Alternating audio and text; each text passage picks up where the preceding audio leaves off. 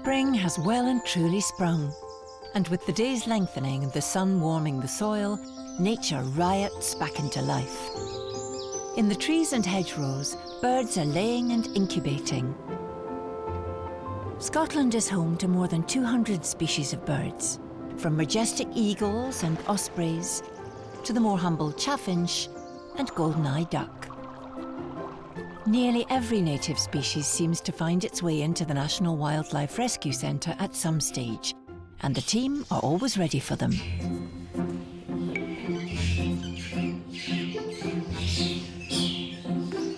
The bird section is the busiest department at the centre, with injured, orphaned and even unborn birds coming in. All of these new admissions require specialist attention. Today, Lorraine, the head of the bird unit, is going to have to use all her years of experience to help one new arrival.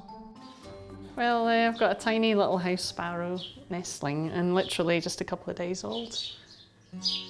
Jack Sparrow came in and he's literally just out the egg. I mean, we have had birds just hatch out the egg or come in as eggs, but he just hatched. So he was about as young as you can possibly get. Obviously, if I take him under my wing, which I'm going to do, I'm going to take him home, look after him at home as well. So I'll be taking that brooder back and he'll be in this room. So he'll be with me for the next wee while. Hopefully he makes it through the first few days, you know. I mean, I'm not 100% confident, but if he gets through that and we can get him through, it'll be brilliant, you know. And he'll just be spending the next couple of weeks with me. But now he's here, at least he's safe, and at least we can try and help him. Sparrows may be familiar, but they're special. The tree sparrow is one of the UK's rarest small birds, and even the more familiar house sparrow has declined by more than 50% since the 70s. So saving little Jack is really worthwhile. When you get a little bird like Jack Sparrow coming in, and you know straight away there's going to be a lot of work involved getting him through. You know, they're so young, he's so delicate, he's so fragile. So I really have to, you know, making a big commitment there to look after him. You know, you feel quite honoured to be looking after a little soul that's so small. And I'm just going to have to, you know, keep my fingers and toes crossed that he's going to make it through. You'll have to keep your wings crossed, eh? Lorraine is facing a round-the-clock vigil to nurse this sparrow chick through his first few weeks. Another sign that spring has arrived is a change in the types of cases that the staff at the centre have to treat. In winter months, the majority of their workload is made up of injured mammals and birds. But in spring, the work shifts to the care of orphans, all of whom need the same level of care and attention that their mothers would have given them in the wild. And for the staff, that means a seemingly never-ending round of bottle feeds and baths. It's not just the bird unit who are accepting orphans. Over in mammals, the staff are excited. They've just had a call announcing the impending arrival of some other babies. Red squirrels? Really? That is exciting. Always good to get a squirrel in. Never mind 3. Keep me busy. Definitely excited for the baby squirrels. They're just super cool and super cute. So they're good fun. And if they come in dead tiny, then it's even more great.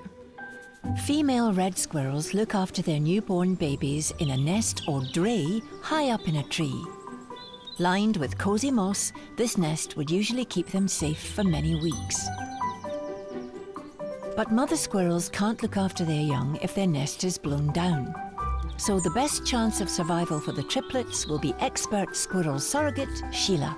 Squirrels was the first thing I ever hand reared. So, and I don't know, they're just so small and just, I don't know, they're just so cute. They're arriving any minute now. Can you say?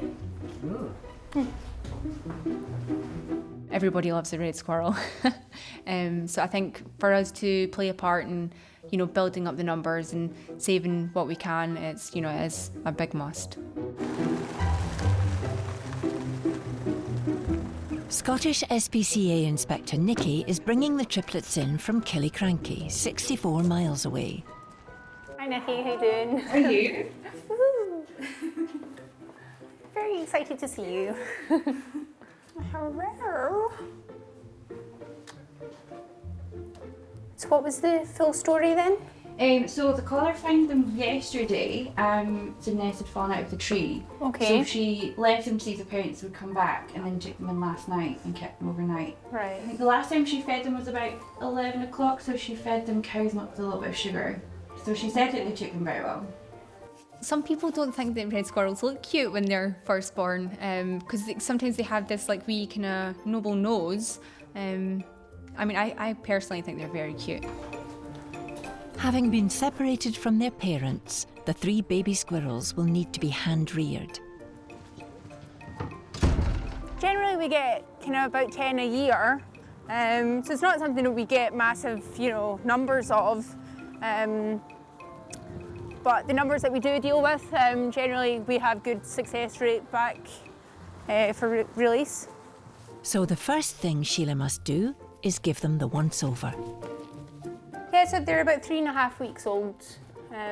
So they're actually not too far off eyes opening. Generally about 4 weeks when their eyes open, not too long after that they'll start to become a wee bit more adventurous. You can see even when I have them just in my hand, they're gripping on quite the thing. So it won't be too long before they're wanting to start to move around and do a wee bit more. They're a wee bit thin, but if anything I think they're just maybe a wee bit dehydrated. Sheila gives them a drink of Lactaid solution, Thirsty. which rehydrates and flushes out the squirrel's system. I always say that they're like wee humans, so when they're feeding, it's almost like they're like wee opera singers. I think with red squirrels, especially for hand rearing, there's a lot of interaction involved, as you need to, once you get to a certain stage, you really need to get them nice and fit and really build on their agility. So the interaction between carer and the animal is quite intense, I would say.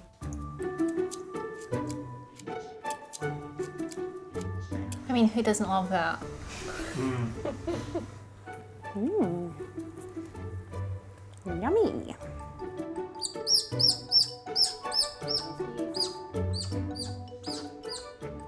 They're all boys, so I'll maybe have to put a wee marker on just to see who's who. Wee nutcracker.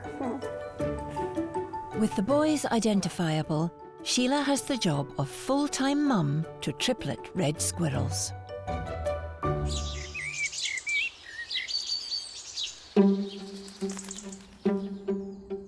The centre gets lots of gulls in every year. In high summer, they can have hundreds of juveniles at one time. Thankfully, gull season is a little way off, and head vet Romain Pizzi is able to apply his considerable experience to a gull with damaged feathers. So this herring gull has broken most of the important feathers on the end of his wings, so he can't fly at all.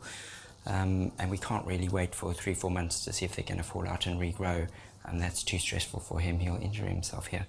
Romain has a tried and tested plan to get this gull back into the air.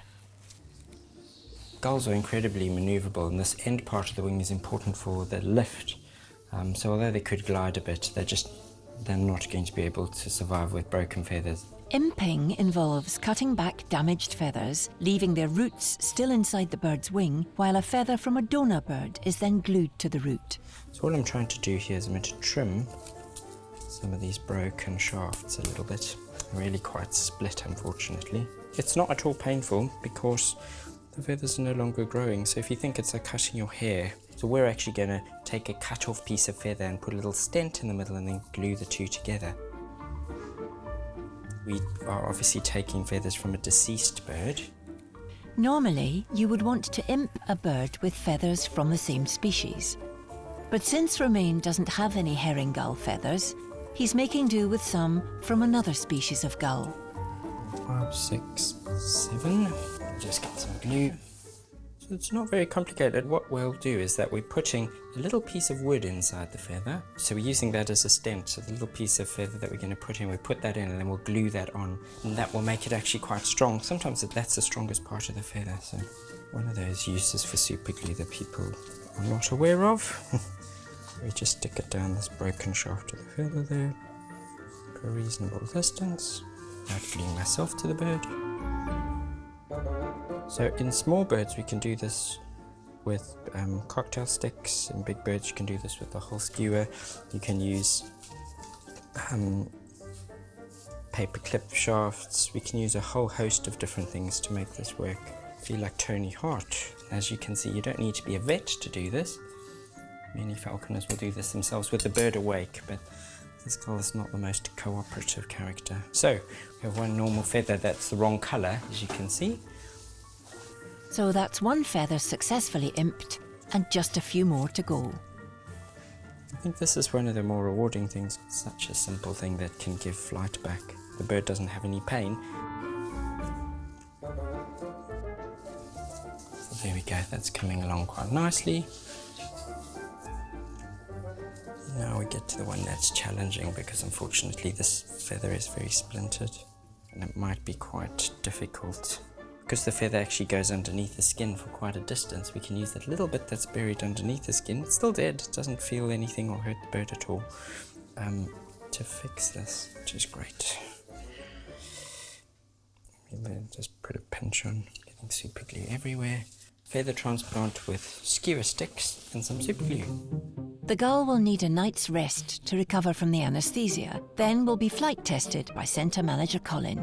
If he's able to fly, he'll be released on site in the morning. I think it's fine. I mean, there's always a chance that it doesn't hold or attacks these feathers, but generally, because there's no feeling, the fact that they've got some feathers is they start preening them and working with them as if they're normal, and if he flies, he can go. Oh, what happened? Hey, how are you doing? You hold your head up?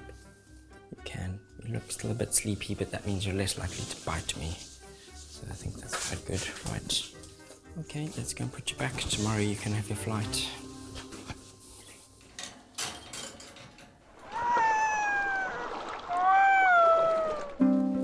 Head of Birds, Lorraine, has been caring for orphaned sparrow Jack all weekend. And Jack now has a friend, a tiny blue-tit chick. And the tiny pair are sharing a nest pouch. Little birds get on well together, even different species. And if they're quite gentle and they're not going to bully each other, then that's fine. And it's nice to have a little buddy team together, you know. Obviously, if they find themselves on their own, then they know something's wrong. And when they first come in, you know, they can't really hear or, you know, can't see at all. You know, their eyes are not open. So they're responding to like body movements and temperatures and things like that. So if they get somebody next to them, you know, then they know it's like being in the nest, and that'll make them really calm and sort of settle down a little bit. Lorraine has cared for hundreds of tiny baby birds during her career and has turned hand-rearing them into an art form. And that means caring for them all day and through the night, something only an expert with years of experience should even consider taking on, for obvious reasons. I mean, I basically just make a little sort of cage sort of thing that you can't get out of, and then, I don't know, I must have perfected it over the years to sort of semi-sleep and not move, you know, so I really am quite a still sleeper, so I'm just like, I really don't move my hand at all, you know, and if he moves, I wake up. Jack the sparrow is surviving and getting stronger every day, but Lorraine has noticed a lump on his back, which is cause for concern. I think maybe a bird has picked him up or something, and he's got this little, I don't know what it is, it's like a little spot. I don't know whether it's a little bit of infection. So I'm a bit worried about that in case there's going to be an issue with that. Lorraine takes Jack to see vet Romain. So even when he was tiny, I mean, he's about 4 times the size he was when he came in. So I'm just wondering what that is, you know? Oh my goodness, when Romain's checking Jack Sparrow, I'm really nervous, really worried about him. Because obviously you don't want it to be a bad decision. You don't want him to see something that's going to mean that he's going to have a problem and he can't get released. It was tiny when it first started, and then it seemed to be getting bigger. As he's growing, it's getting bigger. So Jack the Sparrow was so tiny and very charismatic, but it was quite worrying because obviously with the size he is and this tiny lump, there's so many different possibilities. It could have been just a tiny little cyst and that would go away, but it could have actually been a major problem with his bones, and because he's so small and his bones would still be cartilage, I can't x-ray him, it wouldn't tell me anything. So it really was hit and miss whether it would be something simple and birds heal so quickly, it would go quickly, or it would be a complete disaster and we'd had to put him down. You practically want to grab Jack Sparrow out his hand and say, no, he's mine. Romain diagnoses the lump as a small abscess which needs draining.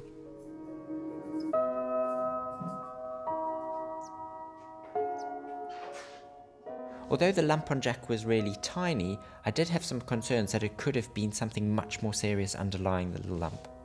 I wouldn't really like to put them on antibiotics when they're small, but I think unfortunately we're going to have to.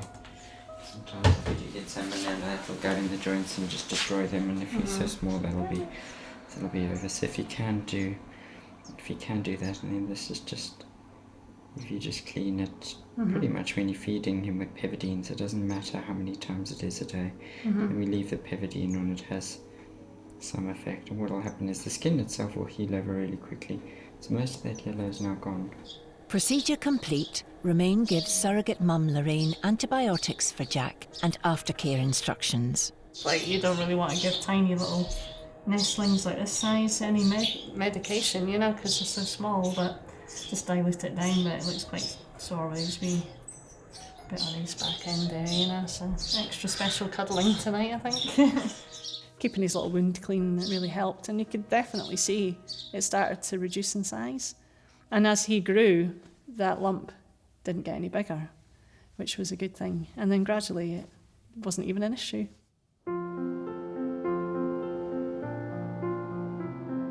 The Scottish SPCA Centre is the hub for wildlife rehab across the whole of Scotland. Any wild animal that's reported to the charity is brought to the centre. This means the staff have to be experts in caring for everything from field mice to foxes to bats to badgers. But there are two species that take a larger share than normal of the centre's man-hours: harbour seals and grey seals. In the seal centre, the first harbour seal of the season has been brought in, and like every seal that comes through the door, it's been given a name. Meet Miko. We got our first harbour seal in last night. It's quite early in the season, it's still been May, but yeah, he's looking really good at the moment. Miko is probably just a few days old, as he doesn't have any teeth and still has a good bit of his baby fur. He seems he's actually quite chilled out. He's been on his back and rolling around, and he's been calling out when I went and had a look at him. Since Miko doesn't have his mother's milk to nourish him, Canice prepares a mixture of liquidised fish milk. This is his first fish soup feed. He's lactated.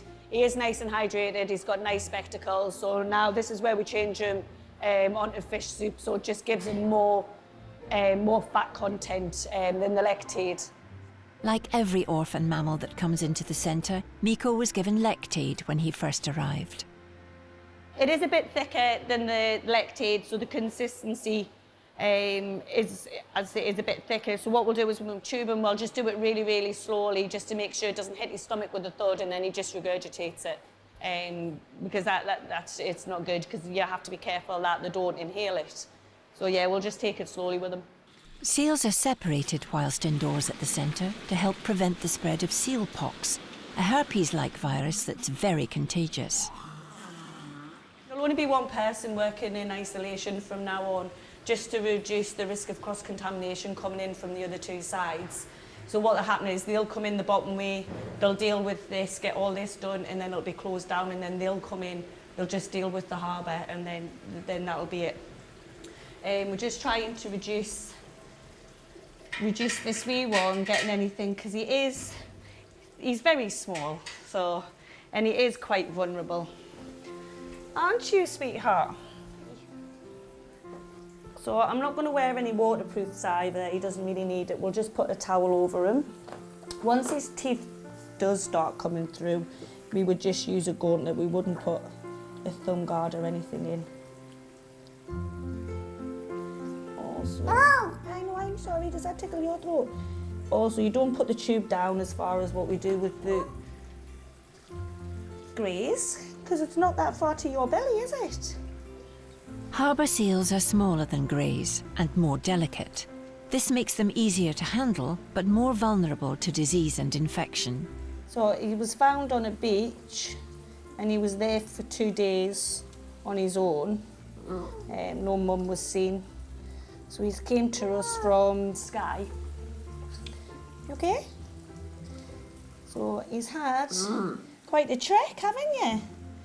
After a tricky winter handling big grey seals, a little harbour is a nice change for Canice. It's so nice when you've been dealing with the greys and how difficult and stubborn they can be. And then you have little ones like this coming in. However, because harbour seals are much frailer than greys, Miko's future is far from certain. It's really, really hard to say with harbours. I'm not going to lie. They do go downhill really, really quick. The release rate of harbours, I would imagine, within any rehabilitation centre can be not as high as the greys, put it that way. So yeah, it is early days, so we'll just take it each day as it comes. Kenise will have to exercise some self-control to stop the seal becoming imprinted on her.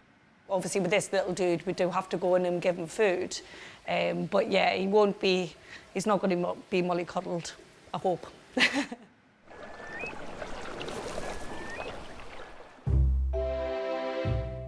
Katrina is collecting the recently imped Gull to see how his flight skills are developing. Early signs suggest the patient is feeling better.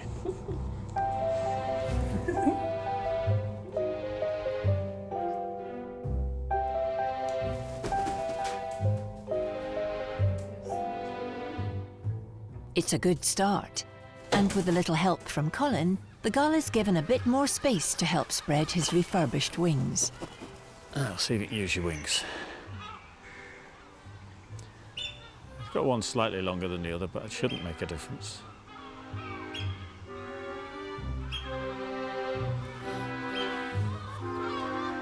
A minute. That's all you needed. Well, that worked, and they've all stayed in place.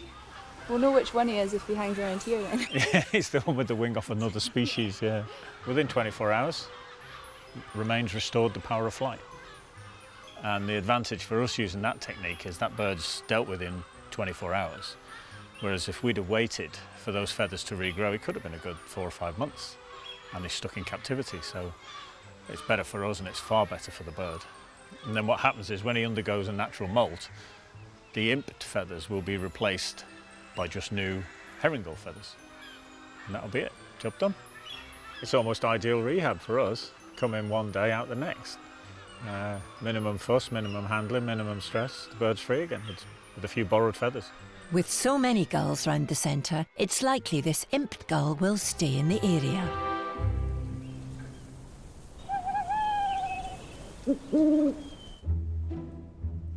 Sheila has been hand-rearing 3 baby squirrels for the past 2 weeks. During that time, they've been joined by 2 more orphans of a similar age. Sometimes I don't see it as playtime for me because they can be quite rough in their wee claws and running up and down your face. But yeah, just to have them out and about, generally they'll be running all over me. But I'm just trying to keep them moving, getting them kind of fast and building up their muscles, get them to jump from me to the next object. For other people, it might just seem like play, but it is serving a purpose. As they're such a rare species, this is a great opportunity to keep track of the squirrels, which requires Romain to microchip them. And it doesn't make him very popular. Right, ready for a little jump? I know, you shout and tell me how terrible it is and make us all feel dreadful. That was bad. It's just really a way of trying to monitor the squirrels after release. Okay, so this is a way of actually showing how long they survive. While Sheila has some time with Romain, she takes the opportunity to raise a concern about one of the orphaned squirrels, who doesn't seem to be using his feet properly. So is it one of her back feet or both back feet that she's it's her not? front. Okay. Hook Is it when she's climbing? Yeah. Red squirrels spend 90% of their time in the trees. Flexible joints and tiny sharp claws mean they can leap through the treetops with ease. Squirrels' grip, if they didn't have that grip, they're not going to be staying in those trees. So, we need to make sure all their digits are really working perfectly to make sure they've got that full rotation as well. It's really important for their agility throughout the trees and just really being able to stay in the trees. See if she'll let me have a feel. Has she fallen that you've seen or not? Not maybe like before she came in. Come on. Shh. Trying to feel the elbow, because that's what can go wrong with animals that can't do this motion. Come on, you're being silly. It almost looks like she's got a cataract there. I might try and have a look at her eyes. With hand-reared animals, there's always a risk of them developing what we call a nutritional cataract. So they go through a period of stress and a change in diet, and they maybe don't eat well for a couple of days, and that sometimes can... There's a lot of things that can go wrong. Squirrels are very aware of predators, and between their eyesight and obviously hearing, they really need to be quite on it to make sure that there's no predators around them. Try not to have a squirrel hanging off my nose. So how still are you going to stay without? You're not going to stay still at all. How are you going to see your eye? Okay. Shh. This might all be pointless without anesthesia. I'll need to get really relatively close. Right, she seems alright from here. You've got a couple of options. I mean, I can anaesthetise and take some x-rays and see if we don't see anything obvious. You can give her some more climbing and see if she progresses. It's up to you. I think I'll give her a wee bit more time and maybe put the other ones out sooner. I don't feel anything abnormal with the motion of the limbs, so I think that's reasonable. Sheila is hoping a week's rest will be enough time for this squirrel to join the rest of the group. There we go. You're all right.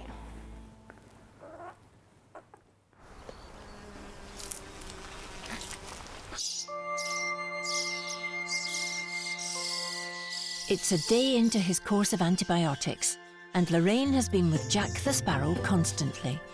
He seemed to perk up quite a bit last night, which was really good. And he's been quite vocal. He was keeping us awake last night as well, so that was brilliant. That's really good, and he seems to have grown so much, you know. I think his eyes are just starting to open just a tiny little bit here. Just a wee bit. So I hope that, you know, that's like when things will really kick off when his eyes open up and he can see everything as well. It'll just be double the trouble, eh?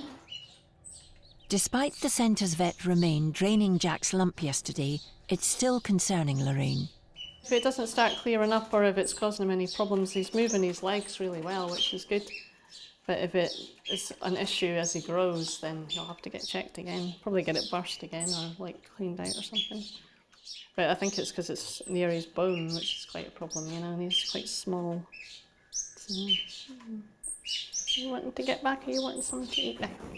Anything? You don't want anything? Poor Jack is used to getting a decent meal to eat, but whilst on antibiotics, all he'll get is a liquid solution. Lorraine will have to cross her fingers for now and hope the antibiotics kick in soon.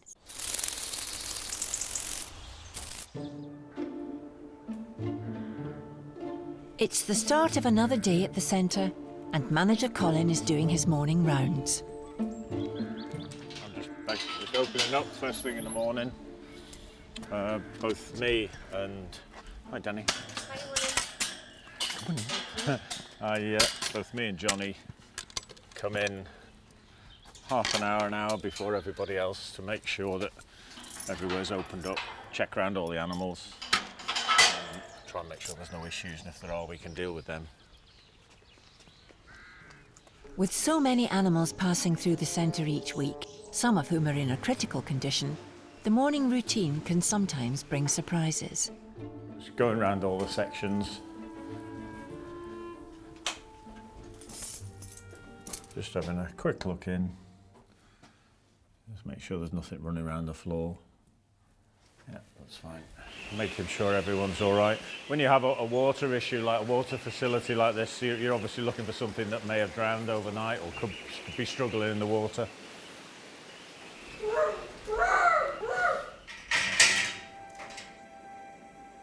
Sadly, this morning there's bad news in the seal centre. I say it's good.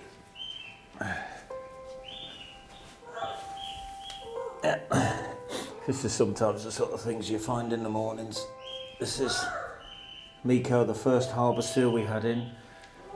Kanice told me last night he wasn't looking wonderful, but he's died overnight for some reason. So what we'll do with him now, the vet's in today, we'll get the vet to do a PM. Well, when I found Miko dead, that was just one of those usual morning routines of mine where I was just going around checking things, and sometimes this happens, but you look in the pen and you see the animals. Miko was just lying there, lifeless. And it's sad. It wasn't unexpected, and a lot of the time it isn't unexpected for us. You know, we did what we could for Miko. We knew it was going to be difficult, and yeah, in a sense, it's inevitable when you get to that stage and you think, well, at least it's over for him now. He's not suffering anymore. We couldn't do any more than we'd done. A post-mortem will reveal the reason for Miko passing away, and will give Colin and his team vital information so that they can continue to improve the care that the seals receive at the centre. We've all got to face it, we've all got to put up with it, and quite often things will die during the day when I'm not around, and people do find them themselves, and it's upsetting, but at the end of the day, if they didn't care, they wouldn't be upset. You know, that's one of the downsides of the job, but we did what we could. If he had been left in the wild, Miko would certainly have died, and the team have done their best, but it doesn't make the loss any easier. We can only do what we can do. We're giving them a second chance, and a lot of the time it works, some of the time it doesn't.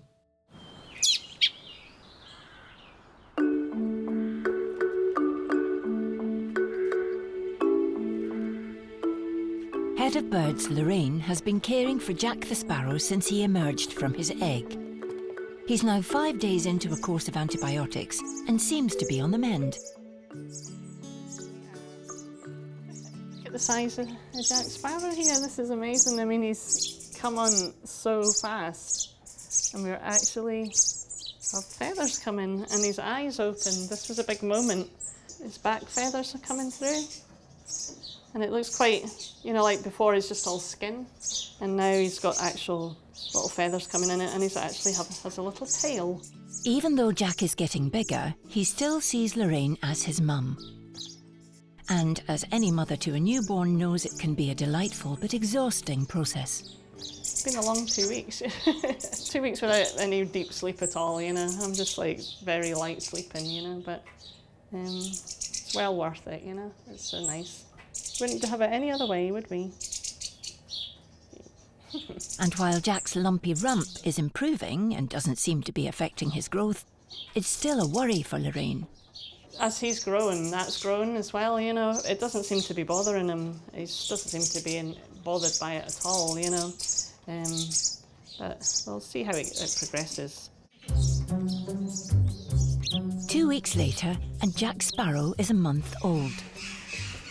Head of Birds Lorraine is going to check with her mentor Sue Morris to see if she might help with Jack's release. Hello, Sue. It's me. Yes. People like Sue are invaluable to the SSPCA, helping the centre when things are hectic. I was wondering if you'd be interested in taking them on. Yes, I always knew you would say yes. Bye then, bye, bye-bye. Success. She's going to take them. Sue is an absolute hero, you know. Sue's been like a total mentor for me since the day I started working at the Wildlife Centre, and she had a lot to do with the centre back then. She used to look after all our house martins, but now she helps us out with little special cases and special releases and things. And I couldn't think of a better place for Jack to be released than Sue's garden. Now Lorraine has a 90-minute drive to get to Sue's. This is Jack Sparrow and his little crew of 4 other sparrows leaving the centre. Yes, we're free. I'm glad that they're out, you know, because it's so busy, and it's good to get them moving on to the next stage, which is getting them basically ready to get released. Sue's home is a converted mill in eastern Scotland. Hello. Made it. Been a few days. Yeah, no, I've been a wee while. How you doing? Oh, it's been really busy, like insanely busy. Jack and his new pals are desperate to see their new home.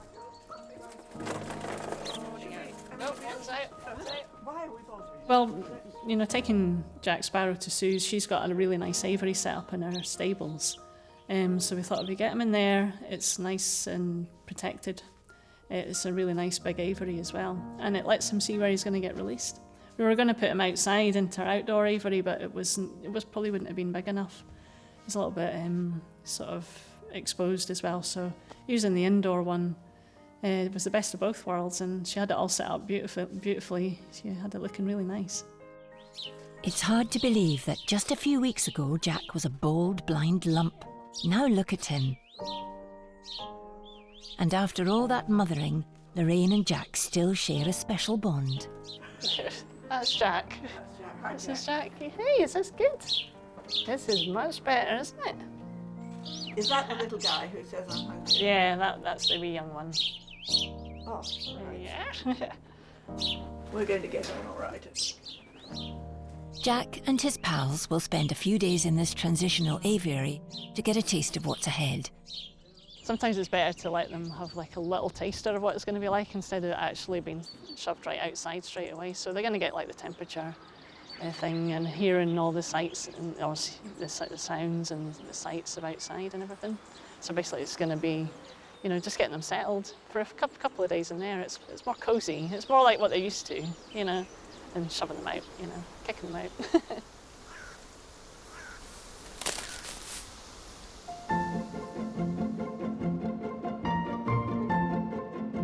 Before her squirrels can be released, Sheila needs to be sure they've got the skills to survive in the wild.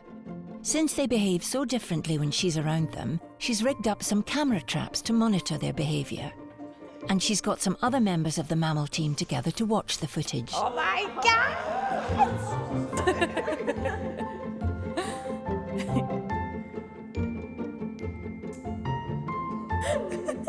Look how messy they are. I know. Oh, look at that face. Do they pick out the bits in the mix that they don't like, or do they just eat it all? No, they pick out the good bits. And they test them. Look at them all. They could be tidy and like throw the shells out, but they just put them back in there. Oh, I've been here all day. I'm still in that corner just eating. Oh, another day.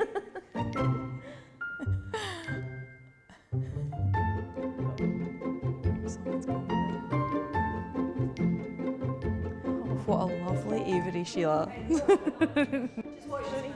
Look at this. Now come on, set up an aviary.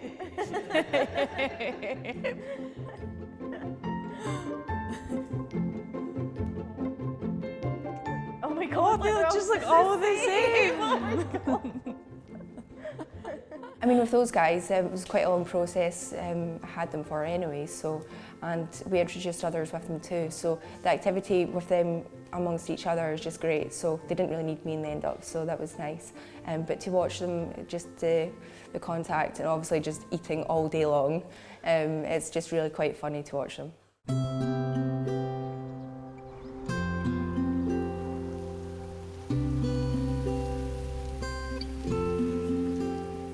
After almost 12 weeks in her care, the time has arrived for Sheila's 5 red squirrels to be released back into the wild.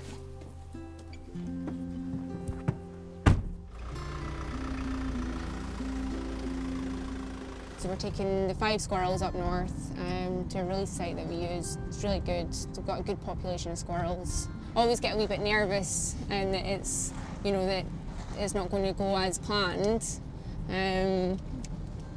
But I mean, we give them the best possible kind of start anyway. Generally, and we try and get them on kind of a good big tree. It doesn't always go to plan. One of them will just run straight by the tree and just keep on going through the woods. But I mean, these things happen.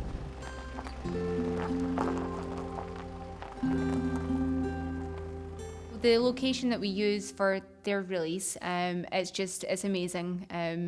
It's just got everything that they need around them, as well as having a really good landowner who monitors the squirrels.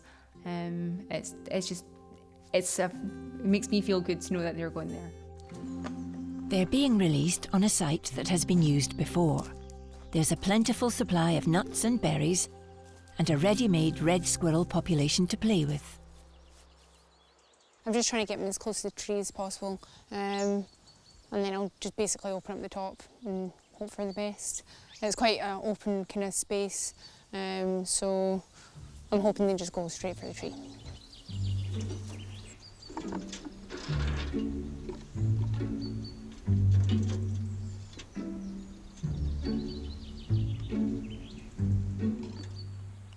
That's the first one out.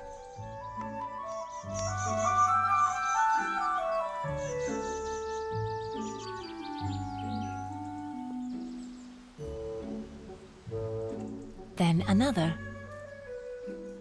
One more slips away.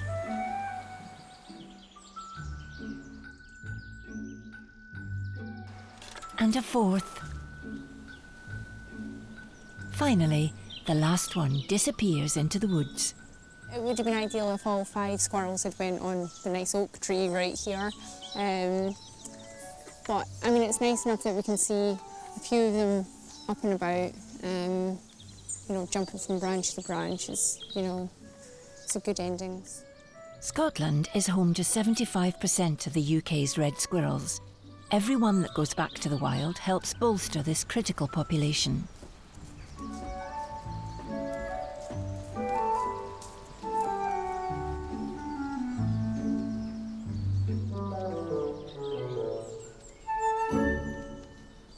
They all done their different things, which is fine. But then after, so we did get contact with the landowner, and she gave us good feedback. She can obviously tell the new ones coming in, and it's just nice to know that they are surviving.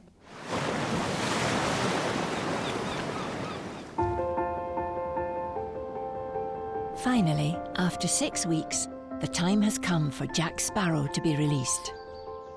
So, Sue, how is he getting on then? He's doing a storm. He was very sort of sociable to start with, kept coming up and saying hello and what am I doing? Yeah. But after a couple of days, he becomes a wild bird. Look at the cobwebs from last year and the year before and the year before that. Time for Jack and his friends to taste freedom for the first time. Good luck, guys. Come on, guys. Come on. Every release is an achievement for the staff at the centre, and every successful one a point of pride.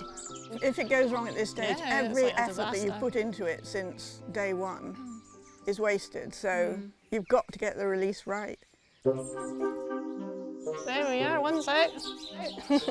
One by one, the birds summon up the courage to explore their new surroundings. Come on, there's another one out. That's 4.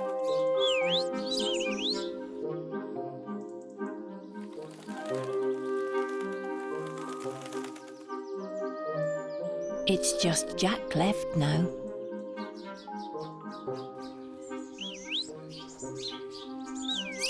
And soon enough, he takes his first steps into the big wide world. I think that's Jack definitely come out now. That's them all out. It took a little bit of encouragement, just like a big emotional moment. I couldn't think of a better place for Jack Sparrow to spend his life than in Sue's garden. It's just the best place. Seeing Jack Sparrow get released out the aviary was just a perfect ending. For Sue, who's spent her life rehabilitating birds, it's a solid result. Whether it's a sparrow or a swift or some exotic something, it doesn't matter. If you've got something to the state that it can go into a secure, sensible place, no feeling like it. It makes it all worth it. 6 weeks of sleepless nights and around-the-clock care have taken their toll on Lorraine. But now she can bask in the satisfaction of a job well done. Now I remember why I do this job, you know, because it can really push you, you know. But for moments like this, and to have it all recorded and to let other people see what happens, because nobody ever gets to see this, you know.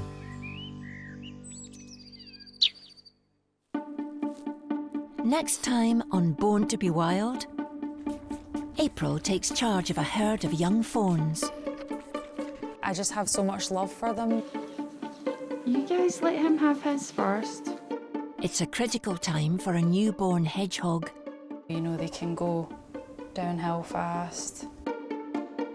And Warren the weasel struggles to make friends. I'm scared. It'll just take time.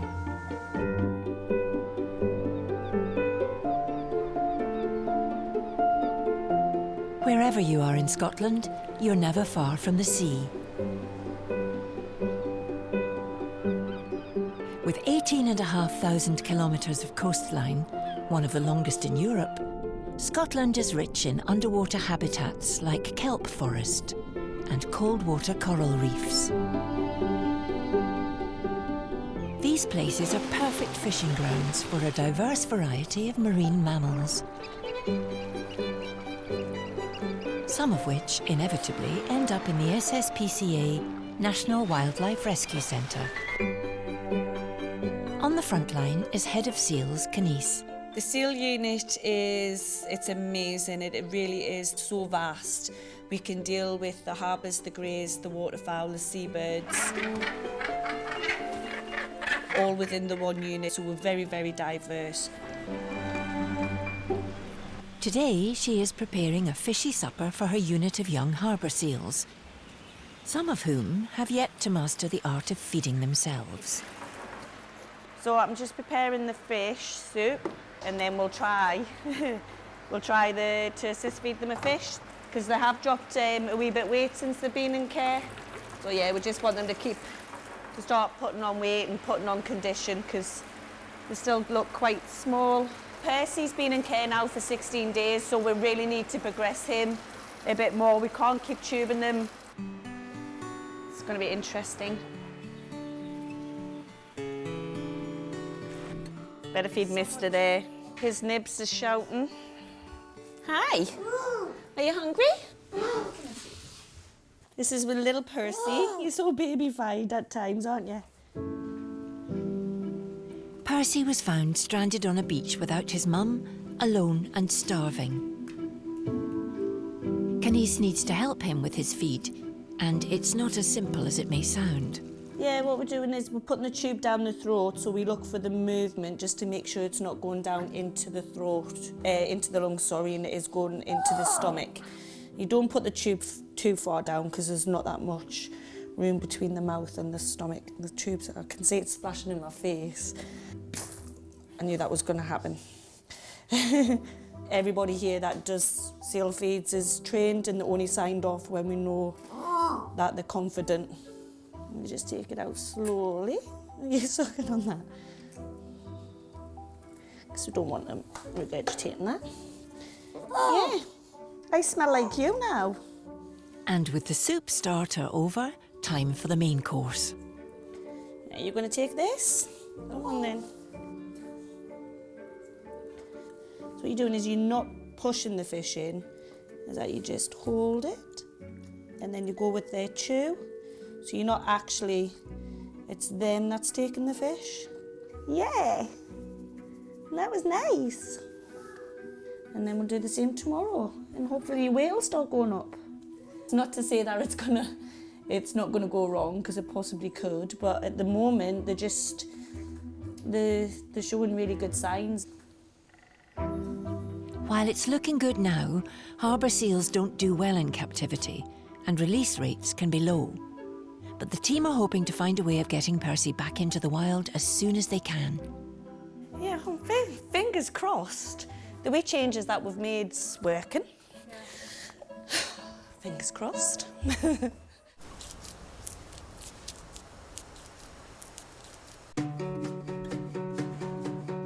Sheila and Chloe are setting up a pen to introduce 2 young otters who have been in care at the centre. Sheila is head of large mammals and has been at the centre for 7 years. They used to call me Animal as a kid. I pretty much just, scurried about with the dogs and whatnot and thought I was probably a bit of an animal. It's not a 9 till 5 job. Sometimes it can just be right through the clock, especially if you have an otter cub at home. Basically, they tell you when they want to have a wee bit of play. That can be sometimes 2 o'clock in the morning till 4 o'clock. She's hoping orphaned otters Slim and Gull, who came to the centre in spring, are now old enough to meet. But Sheila's not taking any chances, and a mesh divider will keep them apart at first. It's just a wee kind of interaction point. They can kind of smell each other and be nose to nose without actually physically being able to get each other. There's no hesitation from Slim as he emerges to inspect his new home.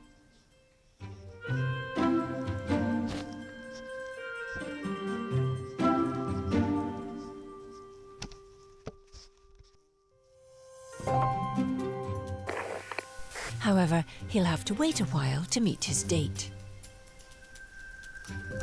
As 12 hours later, Gull finally makes her big entrance.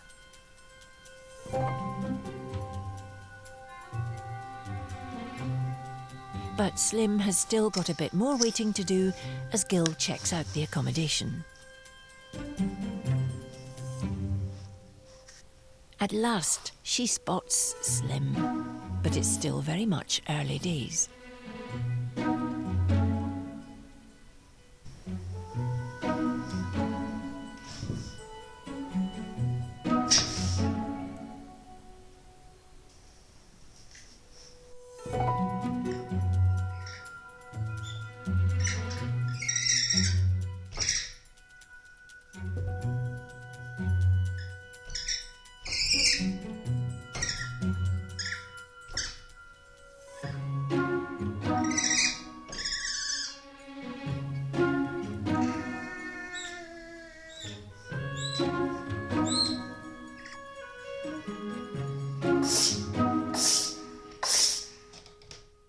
Now they've got used to each other's company, Slim and Gull still have a while to wait before they will be able to go outside and play.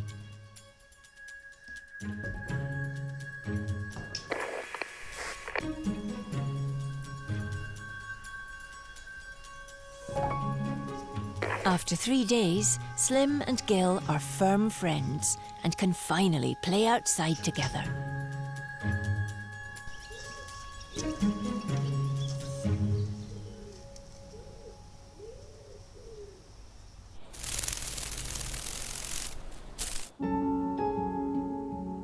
The centre is used to handling a huge variety of animals, and today there's a debut visit from something rather remarkable. We've got a rather rare bird come in, a Slavonian grebe that's got some sort of contaminant on it.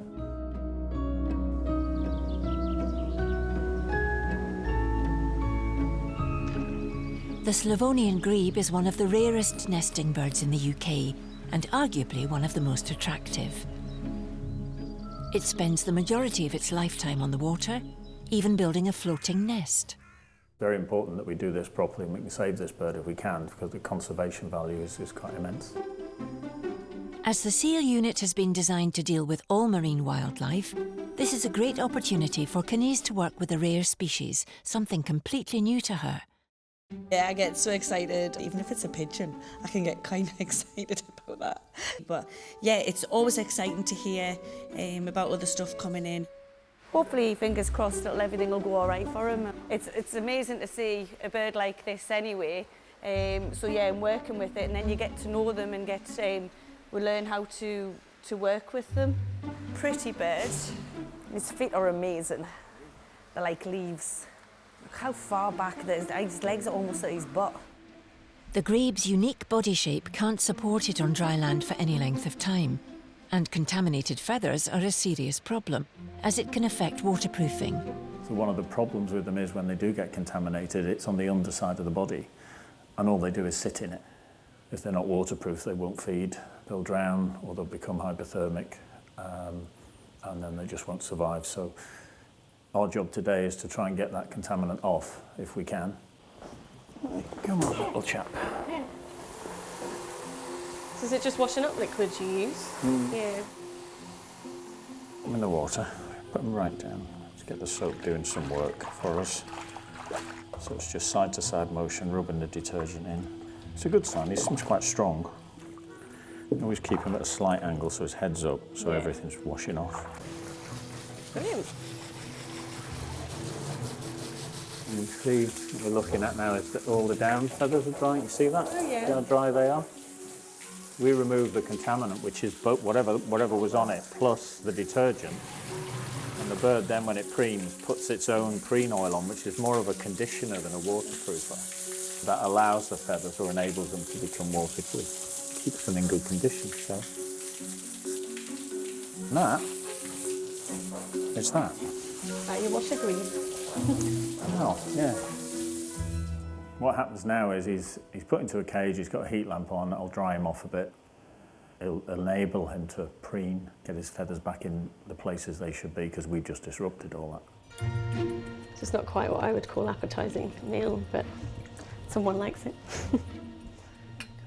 He'll feed tonight, we'll take him into the seal unit tomorrow, we'll get a pool ready for him, put him on the pool. If he's perfectly okay on the pool after an hour, then we'd probably look to releasing him sometime tomorrow.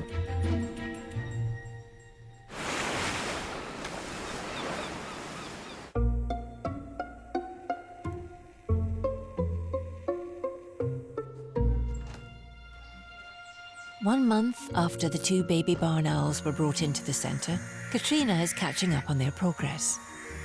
These guys, obviously when they first came in, were just all fluff, but now you can see their face feathers starting to come in, and then you can see that heart shape developing, and then the feathers on their head. And while these fluff balls have some top dance moves, their singing voices still leave a lot to be desired. It's a strange noise. It kind of sounds like it's like water going through pipes, some people say.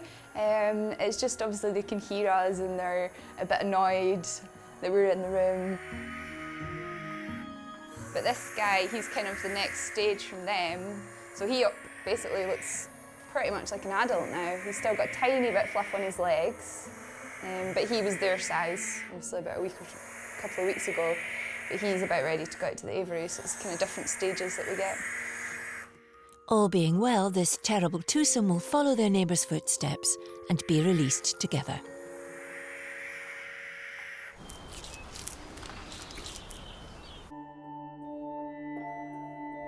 Having had a thorough wash to remove any contaminant which could affect its ability to float, Canis is now taking the Slavonian grebe for a water test. Calm down. No, you're going to come out. These birds live almost entirely on water and depend on being waterproof. It's dry underneath. Right, sweetie, come on. But, no, it's not good. Sweetheart. No, he's doing that thing where he's up and he's... Doesn't look natural anyway.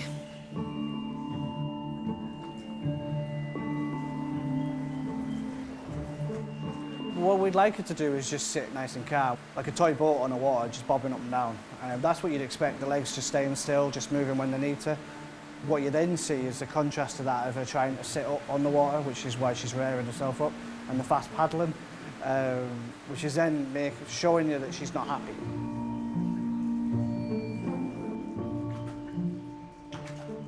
There's something going on with her that means that she's not comfortable.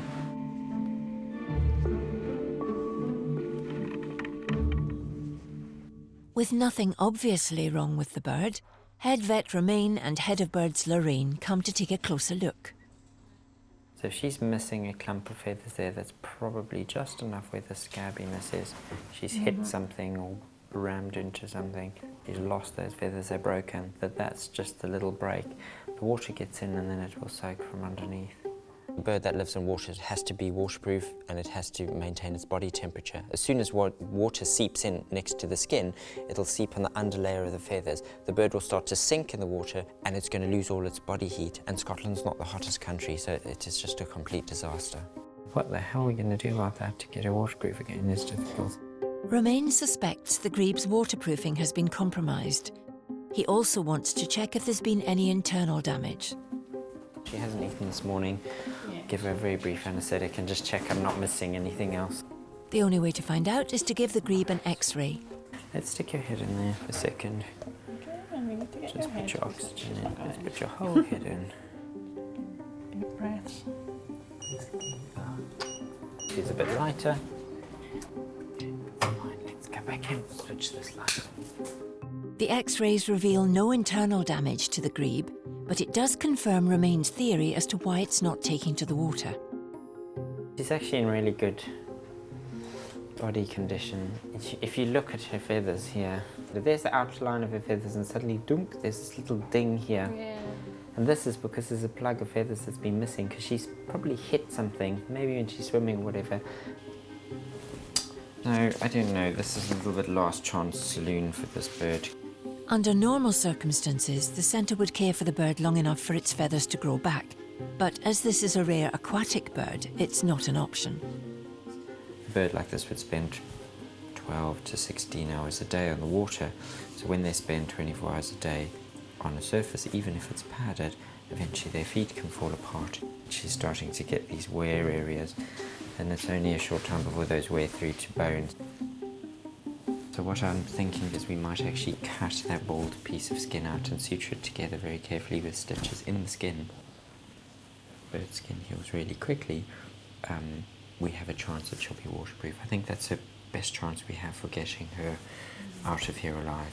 It's not a wonderful chance, but I think without this, we have no chance.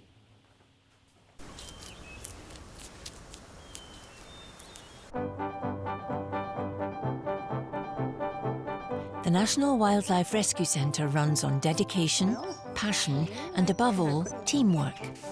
To work in wildlife rehab, everyone has to get on, and not surprisingly, deep friendships develop among the staff. In the SEAL unit, Canice is assisted by dynamic duo Sarah and Lucy. Emotional crying. Don't imagine me crying. Lucy is my best friend at the centre. Sarah's like my sister. We've got this kind of connection. We bounce off each other, our sense of humour is the same. When I started, I would just always look up to her and be like, wow, I want to be like her one day. She's my best friend now. They're on the case with troublesome harbour seal pup, Percy. Hey, Percy boy.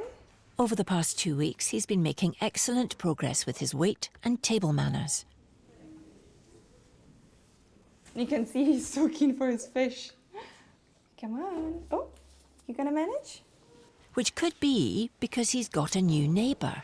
We've got Marie here. She's doing really well, and she's now being hand-fed her fish, and she's taking them really well. And as both orphan seals are doing well individually, it's decided they should meet. Today's a very special day. We're moving Marie and Percy together in the same pen, so we're gonna move them from isolation and see what happens. Percy boy, Marie girl. We've never really put harbour seals in together. Hello. But spoke with Colin. He loves wildlife watching, and he went up north and he watched some harbour seals the other day, and the pups tend to stay together. So we think having 2 pups together, or even 3 eventually, will be good for them. So this is Marie. Marie's, I'm hoping, over 8 kilo now. They're the same weight, so I think they're perfect one for another. Look at her. And we've got Percy. Here's our first one. They're both really chilled and mellow. That I think they should be okay together, but we'll have to keep an eye on them just in case. Oh, first up. What's that? They've never met before, but they're both really vocal, so they probably heard each other for weeks. Hi. They've got the belly on them. I know, he looks so great. Well, the first time seeing them together is just lovely. It's great. Hopefully they'll actually interact together a wee bit more than just look at us. What is it? Marie is certainly more curious about her new roommate. Oh, some kisses.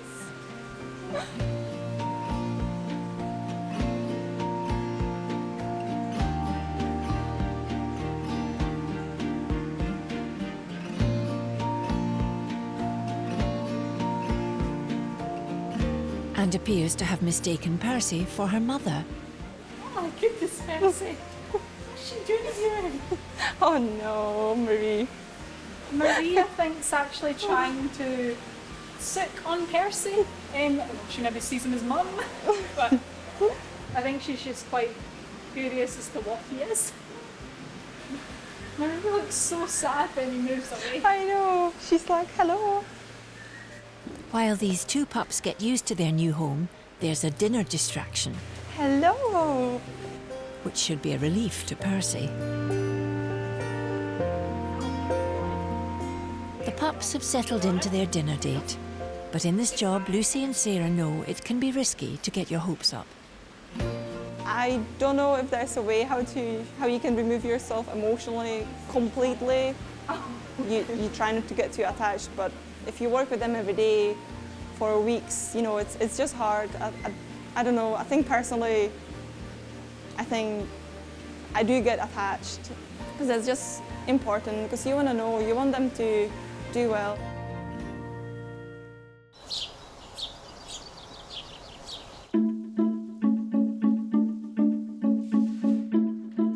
Percy and Marie are not the only inseparable pair. Having been successfully introduced, Otters Slim and Gull have spent the last week getting on famously.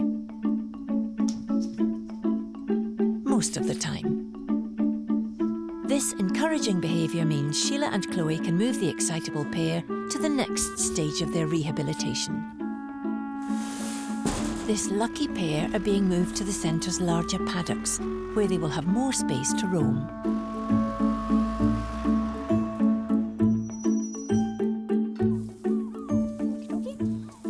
To be honest, a lot of the times they'll just stay in their box and just chill out because it's all quite daunting for them. And we'll just let him walk in.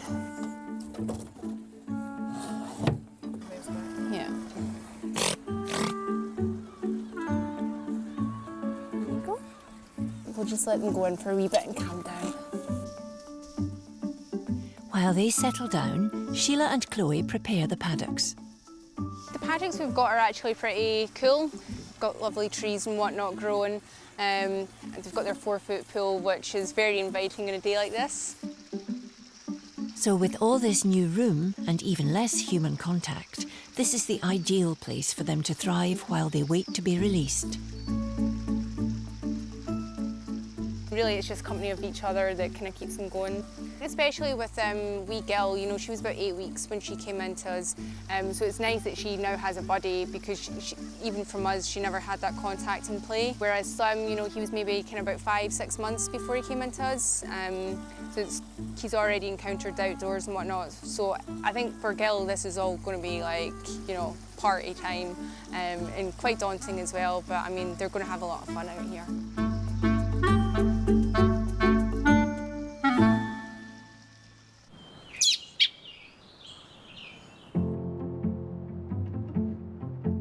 Three months ago, a pair of orphaned baby barn owls were brought into the centre. Now they're fully grown, it's time for them to go back to the wild.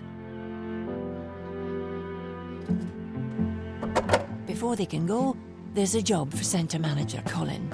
You could be very careful, very quick, and as efficient as you can. I mean, the worst thing that could happen now is if I injure them while I'm trying to catch them up. That's one down, one to go. Once I know where the feet are, I can grab those. Got it. Oh, lovely condition.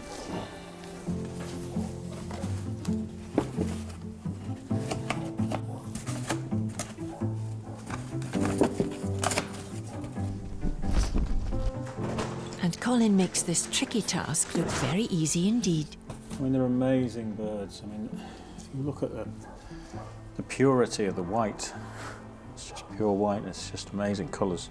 And of course, you know, you've got the wings with these serrated edges, which is what makes for the silent flight.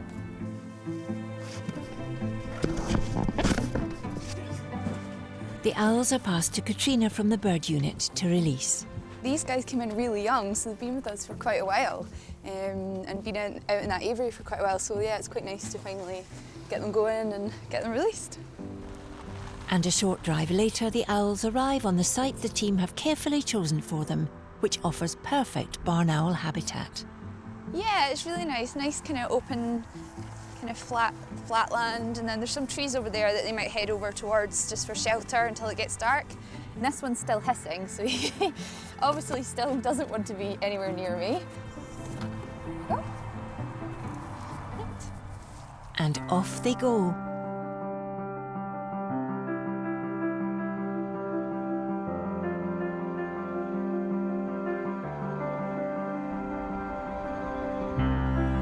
Oh, there he goes.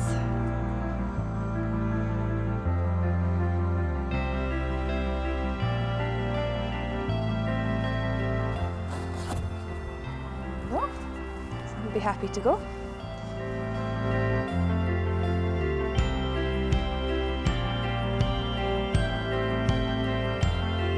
It's the part of the job that makes all the work seem worthwhile. Yeah, that was pretty good. That was very good flight, really strong. He's still going. I think he's just trying to find a wee safe place to land till he gets his bearings, but no, that was really good. Successful release, I would say.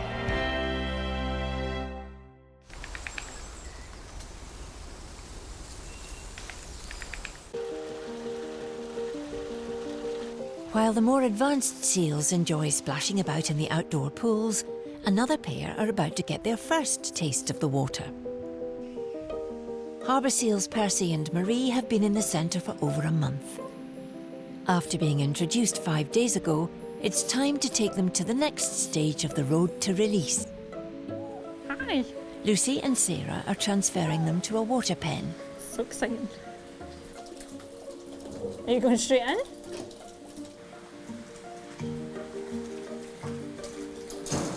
Go on, Percy. Maybe. I'll just take one of them to go in, and they'll follow each other. It's a different environment and different smells. I'm so excited but nervous. She's not very pleased. She's reaching. Oh no! Oh, nearly pushed him in. You're half in. There we go! Alas for Percy, even in the water, there's still no respite from Marie's affections. Oh my God. Be careful. She's like getting a piggyback. Not only is this a new experience for the seal pups, but it's also a delight for Lucy and Sarah to see in the centre.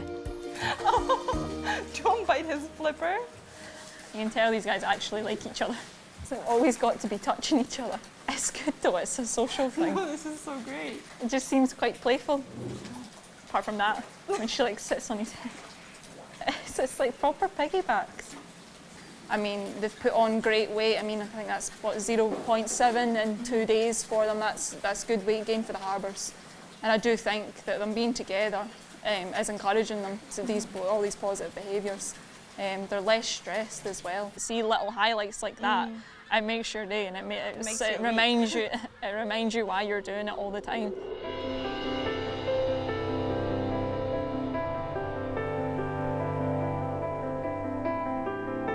Scotland provides a stunning backdrop for its wild animals. But appreciating the scenery is one thing, surviving its tough conditions is the harsh reality for its inhabitants. To give every animal in the centre the best chance of survival, it's important the team understand how they behave in the wild.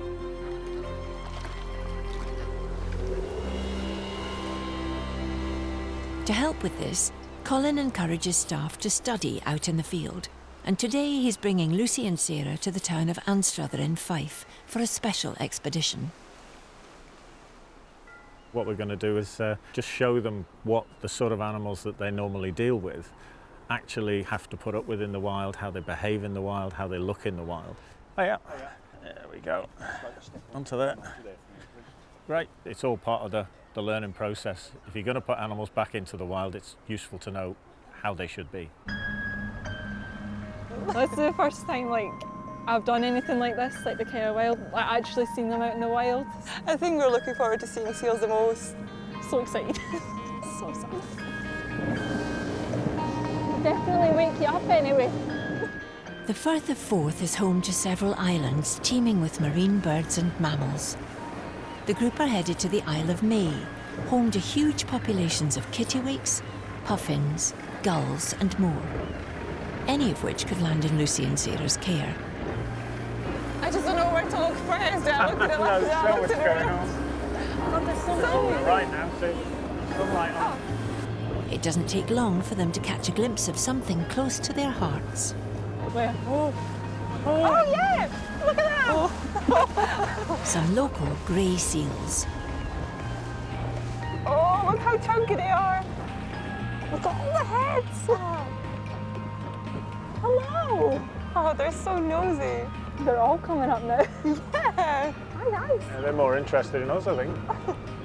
I'm quite speechless, actually. This is amazing. So good. We're currently looking at the Isle of May. It is huge. Big gulls. Nice to see the gulls in their natural habitat and not in the car parks or in the cities.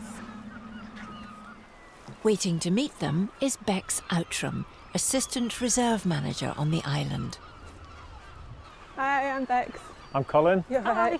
Sarah. Hi, yeah. Lucy, nice to Hi, meet yeah. you. She's been studying the local wildlife here for 5 years.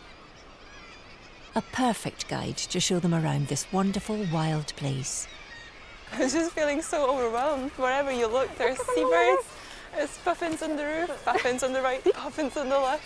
There are an estimated 40,000 pairs of breeding puffins on this island alone. It's absolutely stunning here. It's so natural.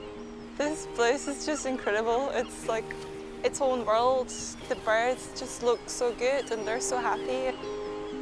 I was just looking at the chicks over there and they just look amazing, and yeah, their parents are both looking after them and it's just so nice. So we just get the orphans, so it's nice to see animals that have parents.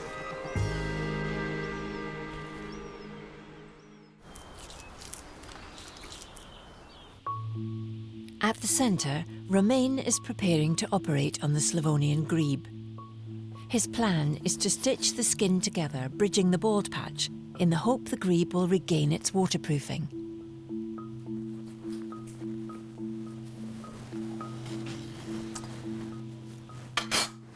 We should have enough skin spare here to take all of this out. Okay, good, that's fine. With the bald patch removed, Romain now needs to close the gap with stitches. It's all right. It looks worse than it is. So far, so good, Lorraine. Right, okay, here we go for it. Let's close. Without catching any feathers. The feathers are lying a bit flat. We've got rid of that bald patch. Who knows? It looks better. So. We have a better chance than we did before we started. So. Oh, you're starting to wake up, wondering what the heck happened.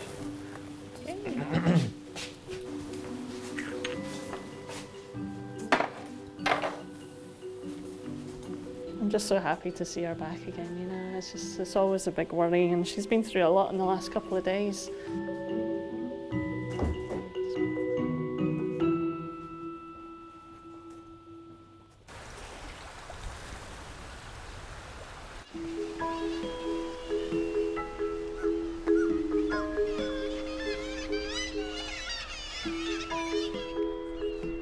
On the Isle of May, for Lucy and Sarah, there's still a local inhabitant they can't leave without seeing.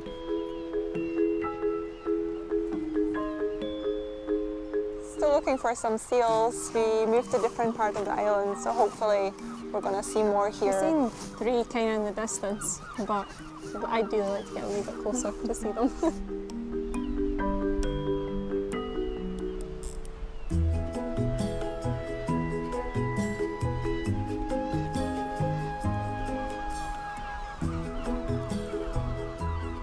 Oh, there's. Oh, yeah. Oh. I've just spotted some grey seals. Look absolutely massive. I can't believe how huge they are. Oh, there's another one. Oh, there's a smaller one. It's amazing to see the seals in their natural habitat. It's very different from what we see on a daily basis. This day has been a huge success. We've seen seals, we've seen young seal and adult seals, so we've got a good comparison. We've seen lots of gulls, lots of seabirds, all behaving as they would in the wild, which is the sort of thing that we're trying to achieve. Today has definitely been a highlight of my 1.5 years of working for the SSPCA. This has really opened my eyes to a lot of things. It's kind of grounded me a bit more again, because things can get stressful at the centre. So coming here reminds you exactly why you're doing it.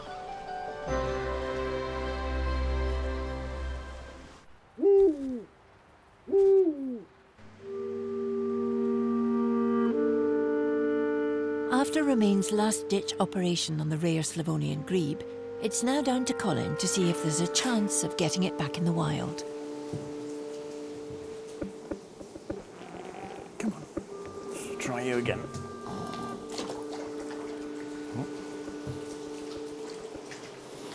And straight away it's not happy on the water. So let's just have a look.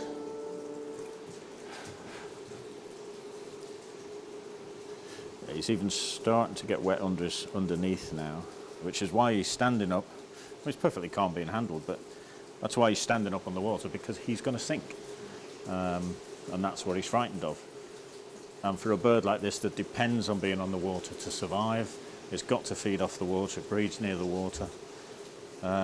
If he's not totally waterproof, he's no good and we can't release him. The kindest thing we can do for him is to put him to sleep. When you're alleviating something suffering, that's not negative, that's positive. Yeah, you're ending a life, but you're ending a life of something that can't survive on its own and can't survive in the wild. So what else do you do? Do you just leave it to die slowly and painfully? If it was born in the wild, it should be in the wild.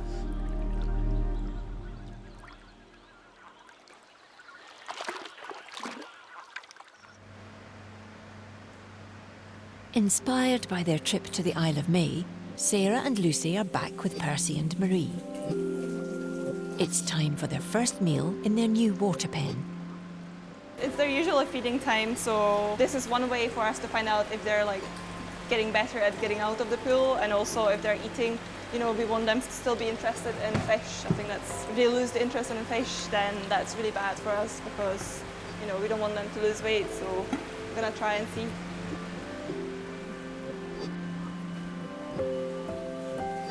Come on, sweetie. Oh, that's it. Now they're in water, Marie and Percy will burn lots of energy, so it's more important than ever they keep feeding, as weight loss could seriously affect their chances of survival.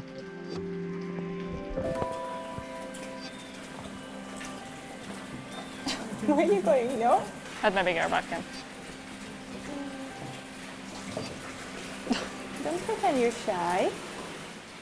It's still proving incredibly difficult to feed them. Come on, sweetie. Maybe, maybe.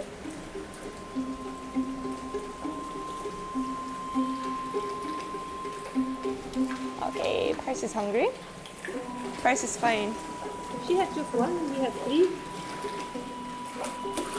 This just always freaks me out, I'm like, are you full? I'm not. Should I maybe... Do you want me to try? If you want, yeah. Hello. Come on, you're opening your mouth. At least take it. Come on.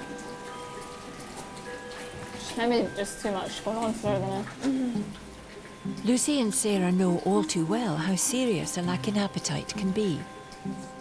I know our survival rate isn't as great for harbours, but unfortunately, we all know, we just hope it won't happen. But I spoke to Romain yesterday and he said, just be prepared, you're gonna lose loads. It's just sad, it's just the way it is, because they come so young and so small and we don't know what's going on with them. With Marie and Percy, because they were born too early, maybe their organs are not fully developed, maybe that's something that won't show until later on. We're just trying our best and hopefully, maybe this is going to be the year when the majority will make it. And really, really hope they will, but we're all very, very invested in this couple. So hopefully, if they can be released together, you know, that would be just absolutely amazing.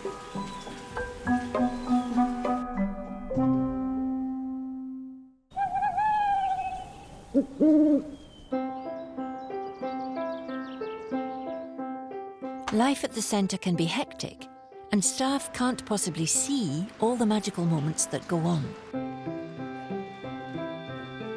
But thanks to our cameras, Sheila and Chloe are able to share some special behaviour from Slim and Gull. Joining them are colleagues Claire, Nicola, Johnny and April. This is the worst. What's he up to? Oh, look at that.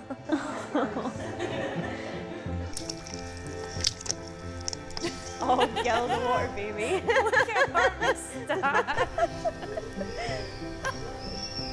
Oh, look at her. The moustache is something else though, isn't it?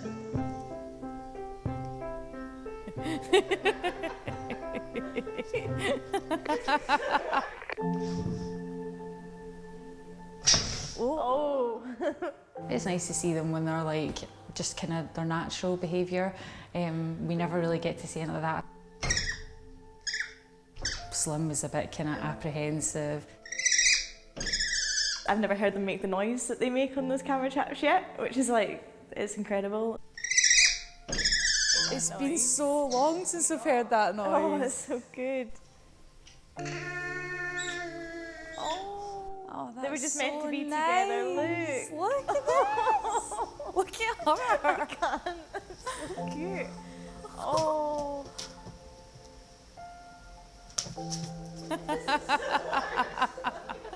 Otters that kind of age and size, we don't generally see them playing like that, so it's nice to see that they just wanted a friend. Oh, that is so nice. So cute. Yeah.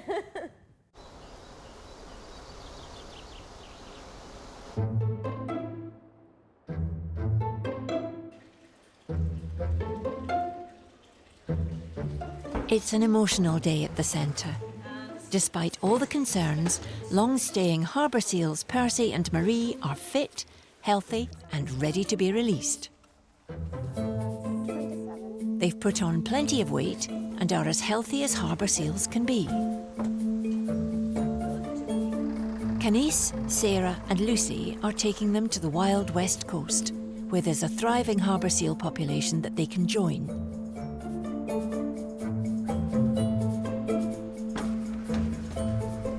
You know, this is the moment we've been waiting for not weeks, for months.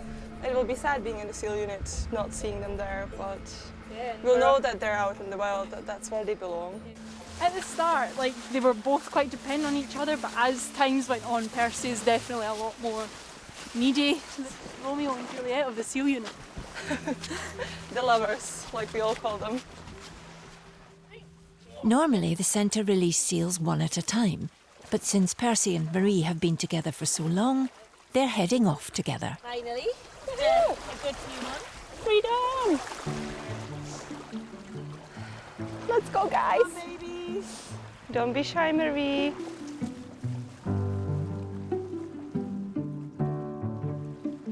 Oh, there we go, that's it.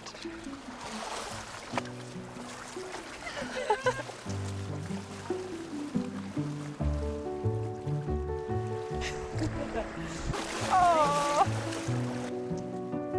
Percy shoots off, desperate to explore his big new world. Marie seems more uncertain. Wow, I did not expect Percy to go.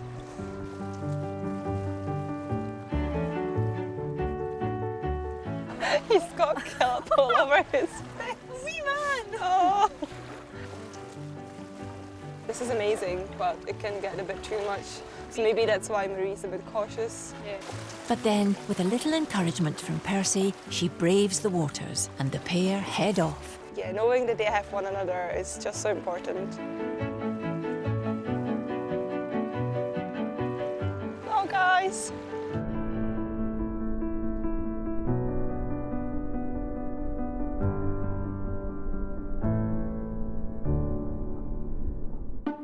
Next time on Born to be Wild, a Shetland otter gets an unusual checkup. Probably got an otter that's just got a mild allergy to something plant-wise in there. Two young foxes make friends. It'll be quite nice to get them together and see how they get on. And there's a difficult decision for vets Alistair and Liam. If they can't be saved, we have to make the other humane decisions so they're not suffering. If we didn't feel emotional about it, we shouldn't be doing the job. Opened in 2012, the National Wildlife Rescue Centre is a purpose-built, state-of-the-art facility designed with Scotland's wildlife in mind. Fishcross is a purpose-built centre, and it was built specifically to treat large numbers of Scottish wildlife. Here, centre manager Colin Seddon and his team care for around 10,000 sick and injured animals every year. Every wild animal that we treat gets, I'd like to think, the best possible attention and the same attention, whether it's a crow, whether it's a sparrow, whether it's a blackbird, a hedgehog, a golden eagle, an otter, a badger, it doesn't matter. As far as I'm concerned, my role here is to get as many animals back into the wild as I can. The centre is a purpose-built hospital with paddocks for deer and pools for otters, as well as dozens of aviaries for the birds, a large mammal rehab centre, small animal care unit, and the UK's most advanced seal hospital. Just like in nature, there are definite seasons in the centre, and Scotland has been warned to brace itself for a weather onslaught. More than 300 drivers have endured freezing conditions stranded in the snow on the M80 in central Scotland. The Met Office has issued a red alert, its highest weather warning across large parts of Scotland as heavy snow falls and the cold weather intensifies. It's the first red warning issued for snow in 5 years.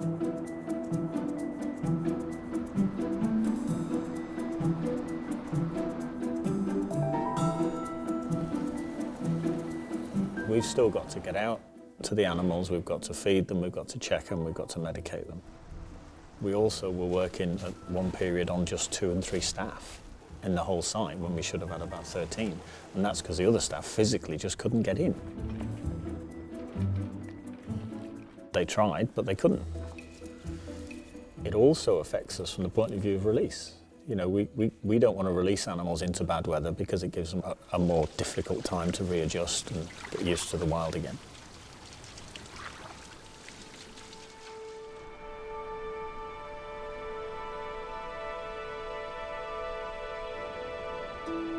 Scotland's weather has a huge impact on the country's wildlife. Coming at the end of a very long winter, the beast from the east has hit the nation's mammals and birds hard.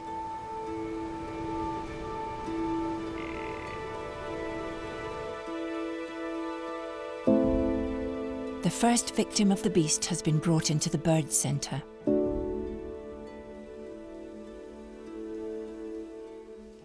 So we've just got an adult heron in. Speaking to the animal rescue officer, he doesn't seem to have any injuries from what he could tell. We think it's maybe just he's kind of weak and thin and run down. It seems sub-zero temperatures and the snow and ice that they bring have closed down this heron's feeding grounds.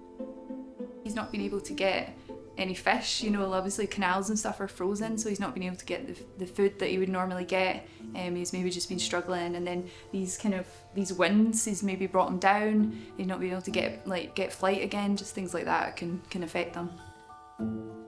At the centre of the treatment wildlife receive at Fishcross is veterinary care.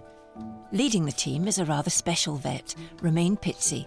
When I came up here, I didn't realise I was going to be working with probably one of the most experienced and skilled wildlife vets, certainly in the UK, possibly throughout the world. When he's not at Fishcross, Romain travels the world tending to animals such as bears and elephants, but treating this heron is just as important to him. My main love is wildlife and getting wild animals back to the wild, so I'm really lucky that I don't just get to work internationally, I actually get to work with wildlife where I live here in Scotland. I suspect with the weather, it's just been frozen and there's been too much competition for food, and I'll try and keep away from the front of the herons because they have a habit of stabbing. So just like gannets, the birds I can see right below, their eyes jut out quite far. I'm just going to have a look inside here. To confirm that the heron's poor condition is due to the weather and not to an underlying injury, Romain gives him a full once-over. Oh, emaciated. Too thin to fly. He's going to be too thin to fly. I think that's probably why he's here. So with experience, we don't have to x-ray every single bird. We can have a very good feel, and you can feel from how the wing moves whether there's going to be a problem around the shoulder or somewhere higher up. A lot of birds, but particularly these birds, we've had a spell of bad weather and it's probably coming towards the end of the winter, so he's just barely coping, and then you have a week or two that's rough, don't get any food, and you're at that critical muscle loss thing where you lose the ability to fly, and if you're a bird, that's a disaster because then you can't move around. So, and then they end up here. So this bird is too thin now to be able to fly. As he's too thin to release, the heron will need to be kept in the centre so the staff can administer some much-needed R&R. Right, okay, well, it's just time. It's another one that doesn't really need the vet, it just needs your care.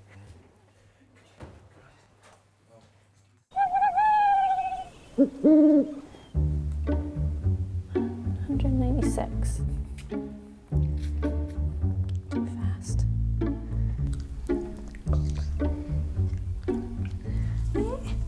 So you've had a feed?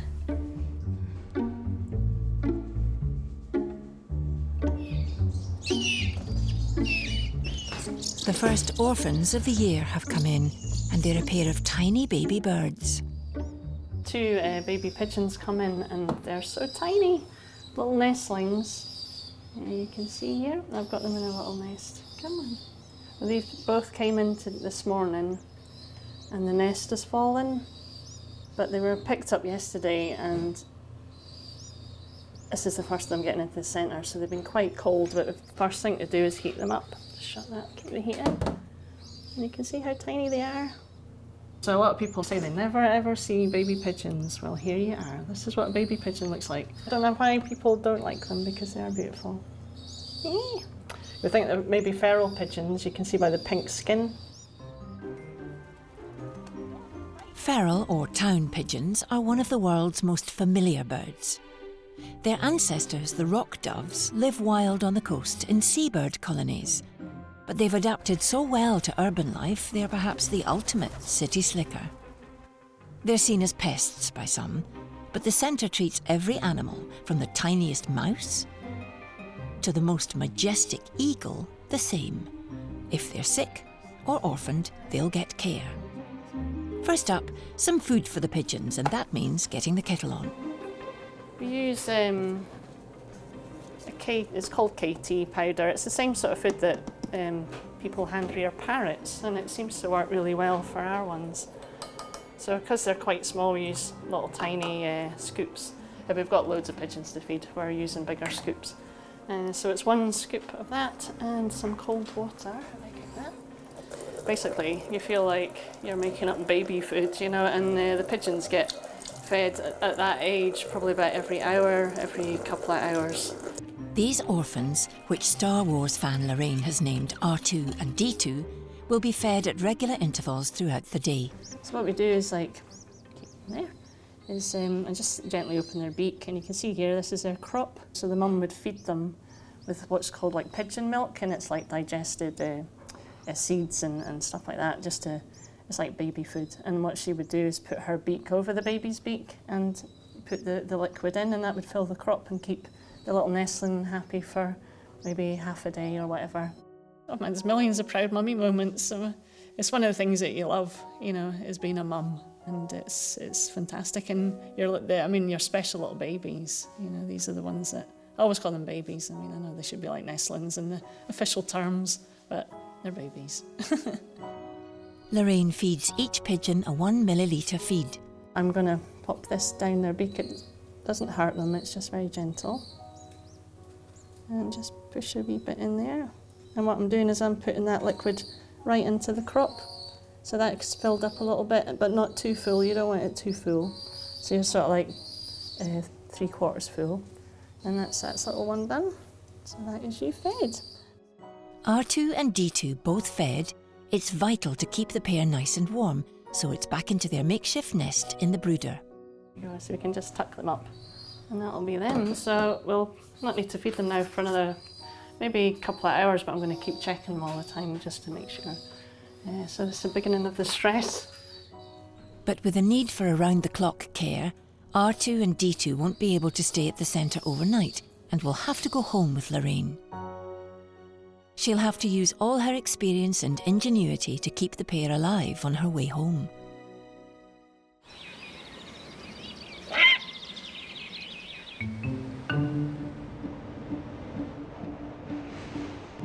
The brutal snowstorm known as the Beast from the East has continued to rage across the country, with temperatures remaining far below freezing and drifting snow making many roads impassable. For both people and wildlife, it's a tough time.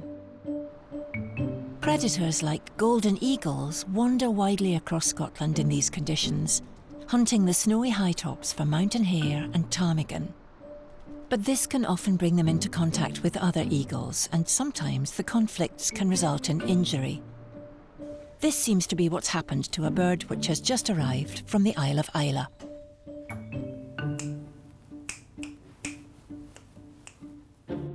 If the eagle were in good health, it wouldn't put up with being handled in this way and would be much more aggressive. Its passive behaviour is a cause of concern for Romain. Just not normal behaviour. He should have been biting me, and the fact that his head doesn't look symmetrical, be very suspicious. He's hit something or he's crash landed, so we'll x-ray his skull as well. In the wild, golden eagles rely on their incredible binocular vision to hunt their prey, spotting it from long distance and pursuing it with deadly accuracy. Any damage to their eyes is likely to mean they are unable to hunt, and if they can't hunt, they're unlikely to be able to find enough food to survive. They have very, very detailed vision from a great distance, but they also rely on both eyes being fairly balanced so that they can get a perception of depth. So the same thing as if you try and punch the wall, you can tell how far away the wall is, but if you close an eye and you walk up to the wall, you're much more likely to actually hit it because you can't tell the depth. So a bird that has to come down at great speed and either catch another bird on the wing or something on the ground, whether it's a rabbit or a fox or something like that, it just can't cope. So it's probably about the worst thing that can go wrong for these birds if their eye goes wrong. Unfortunately, it's not great news already before you even x-ray the bird. Just the way the bird is behaving and reacting to people means that it's obviously not seeing things well at all, and that's a really, unfortunately, a bad prognosis. In order to get a good idea of the extent of the eagle's injuries, Romain opts to knock it out using anaesthetic gas to get some x-rays of its head and wings. Whatever he's hit or however this has happened, he may also have sustained either skull fracture or brain damage, and that's also not a good sign, unfortunately, at all.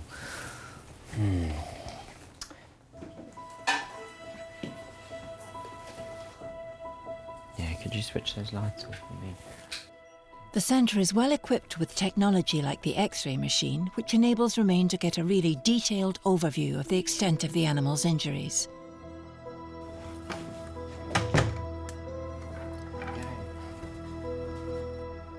The eagle's X-rays give cause for optimism. So I can't see a fracture, although on the one side you'll see he's got that droopy eyelid. I think it's nerves, either brain or inside the eye. And the eye is fairly symmetrical. You can see the two eyes, they're the same shape so that bones haven't broken. So these two ridges of bone are all right. There isn't, because sometimes if they hit something, a little bit of the bone breaks off, and then that gives them that droopy eye and it's not serious. but that's not going on here, so... A fractured skull would have been bad news for the eagle, as it's difficult for them to recover from such an injury. But this doesn't mean his eyes aren't injured. I was relieved on the x-rays that there wasn't, in fact, a skull fracture, but the eyes made me unhappy in the beginning, and we weren't sure if this was something temporary or if there was a much longer-term problem going on with the eyes. After several minutes, the eagle comes round from the anaesthetic. Colin takes the bird back to his room for rest. I'll just hold him for a bit.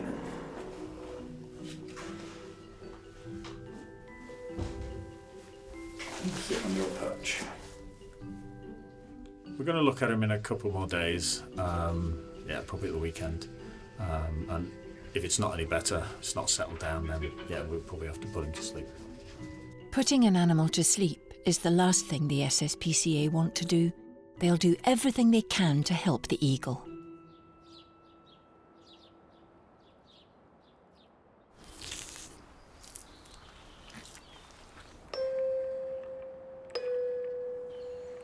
The beast from the east has finally gone, and spring in Scotland seems to have arrived. Now the staff can begin to feed up the beast's victims and get them ready for release. Back in the bird unit, the heron, which Lorraine has named Roger, is showing signs of improvement. We were really worried in the first 24, 48 hours if he was even going to pull through. But he's improved so much, he started to self-feed, he was standing up in the cage and he was taking up the whole space in the cage. It was like, we need to move you to the aviary now. So we got him out a couple of days ago and I'm just going to go out and feed him some fish. So we're bringing him up to these big aviaries. These are enclosed aviaries which are ideal for a bigger bird. We've got 15 in total. They get used for all different things and he's in aviary number 5. So.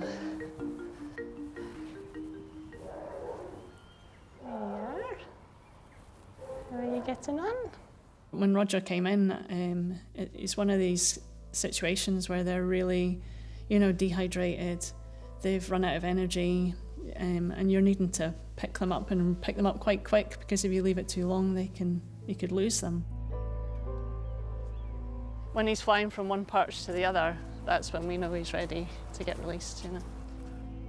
We keep them probably longer than we need to sometimes just to get them really fit and strong, Especially with the weather. It's different in summer, there's more food, but obviously he's come in because of the snow, and if it snows again, we're going to be in big trouble.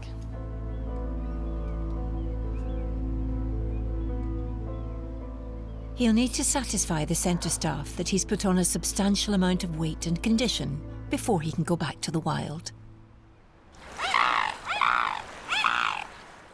Scotland is famous for its picturesque lochs and rivers, and is internationally important for waterbirds, who occupy its 31,000 freshwater lochs, 11 major rivers, and countless tributaries. The waters are rich in food for the dozens of species who call this country home.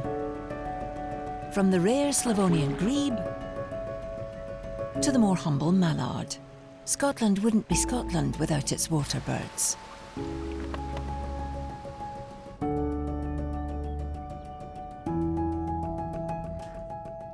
Hugely experienced vet Alistair Lorry is operating on an injured swan when a pigeon is rushed into the treatment room. It's been attacked in one of the centre's enclosures. Quite a lot of lacerations on him. It's like something's been in and ate most of the neck out the other one, so I don't know if it's... Are there foxes in there? No, I don't know if the foxes and the cats can get in and out. Right. So I don't know if something's been in and just tried to get that one and couldn't and got the other one. Okay. The blood in his mouth as well.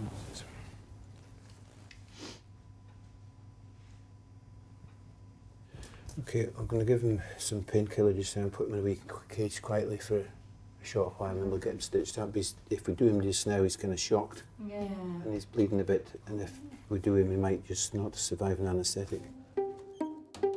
One of the biggest causes of death in injured animals is shock and stress.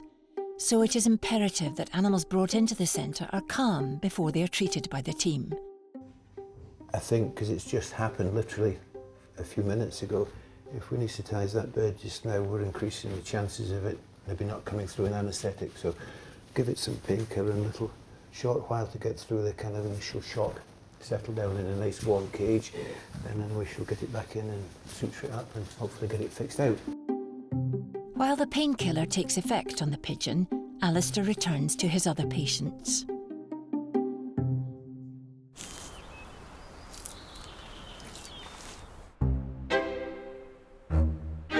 It's a fortnight since the centre's other pigeon residents, R2 and D2, came in.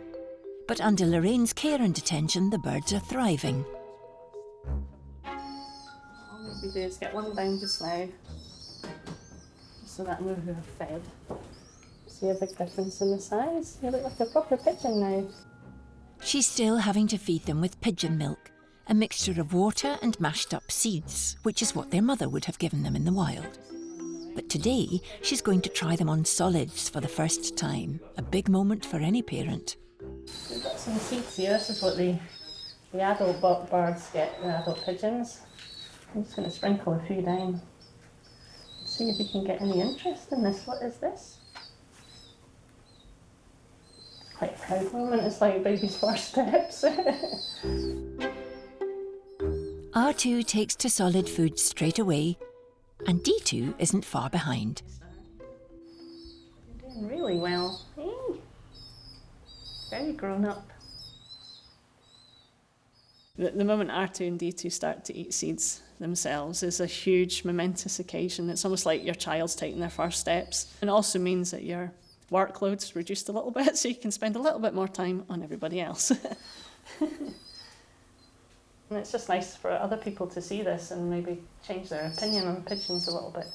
And pigeons are really tough. I mean, they have to be. I mean, the conditions that they have to survive in, being surrounded by people and all the things that could possibly go wrong in cities and such like. Pigeons are really tough little characters. And they have to be, you know, they really have to be. They can survive a lot. Back in the treatment room, the injured pigeon has settled down and is now in a state where vet Alistair can take a look. Now, this is the bird that was attacked by something outside.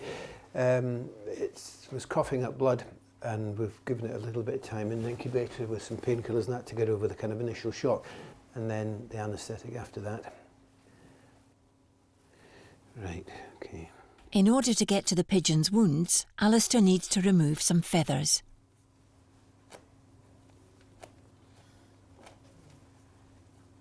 There's another puncture right up there. That's the one must have been round its windpipe. You know, 'cause it had blood coming out its throat.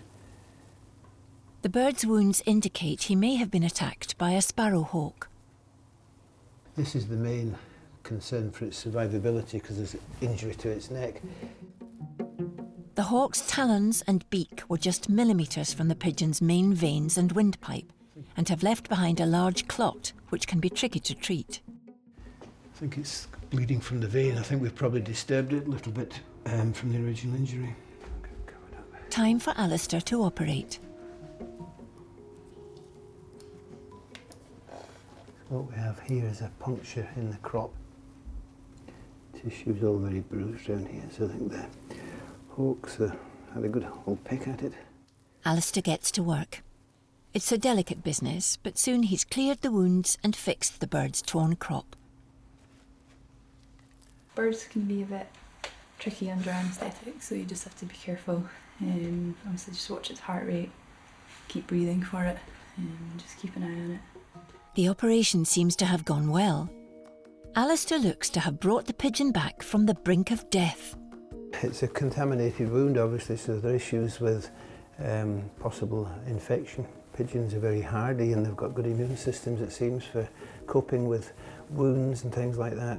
The main issue was not losing more blood in his neck, which where the hematoma was, and getting him through the anaesthetic because he had blood in his airways, but so far he's done perhaps better than we might have hoped for. So it's back to the brooder for the pigeon to see how he recovers.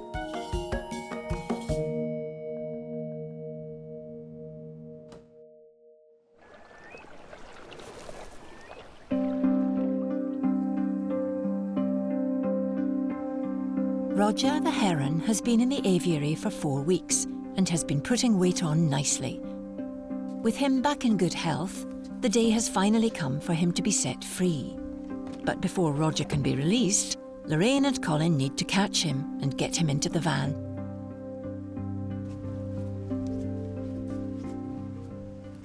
Catching birds with a net, you have to be really careful that you don't injure them. You have to be really super quick with that net. Roger doesn't seem too happy about leaving his temporary home.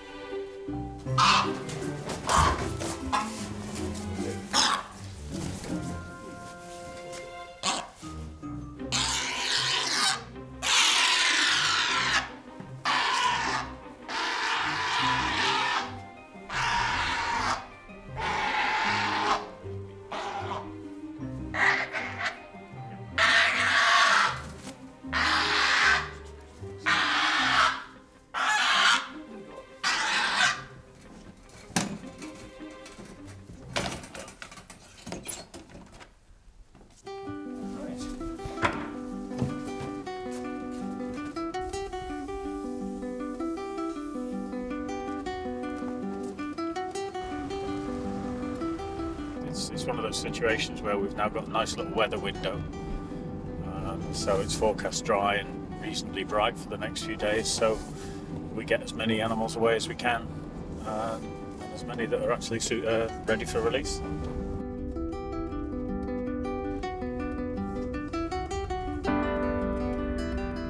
Once they've got Roger down to a local river, it's just a matter of opening his cage and letting nature take its course.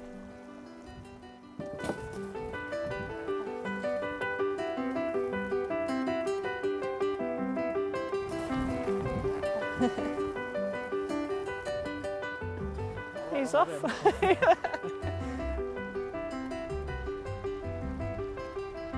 Oh.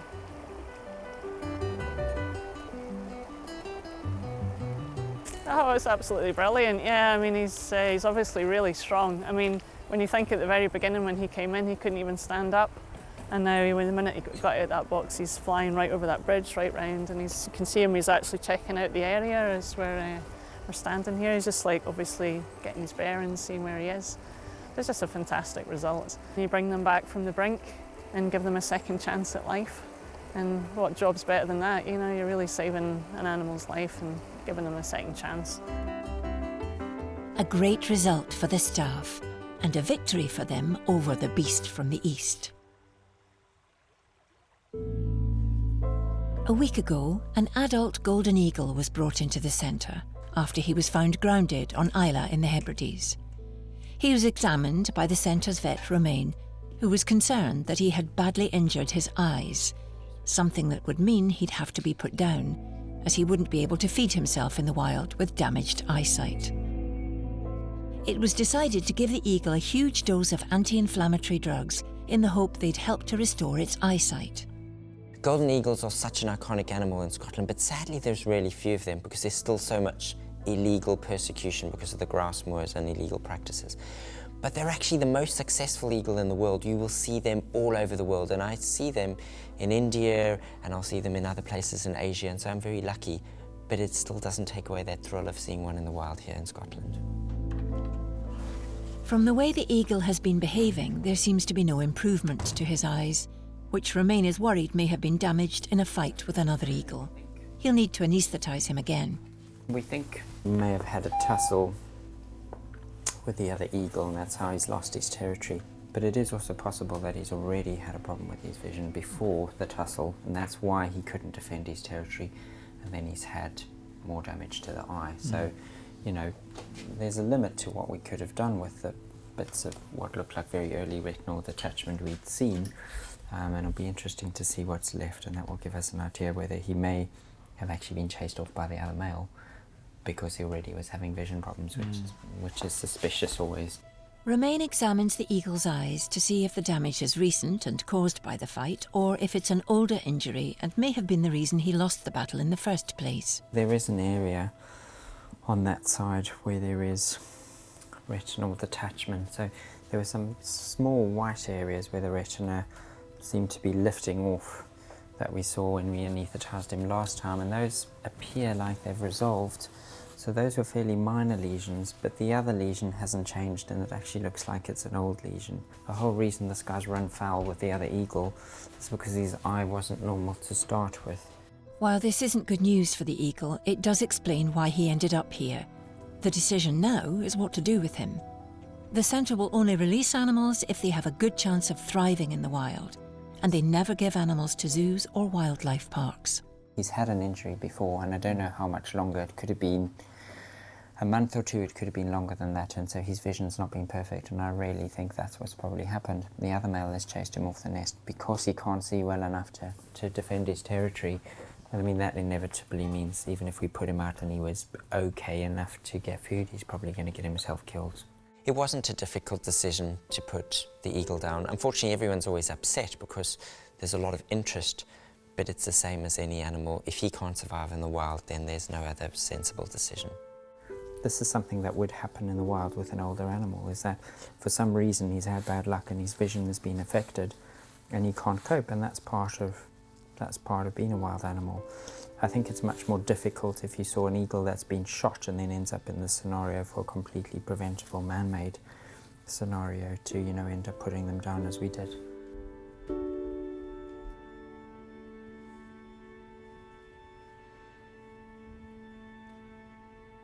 That's him gone.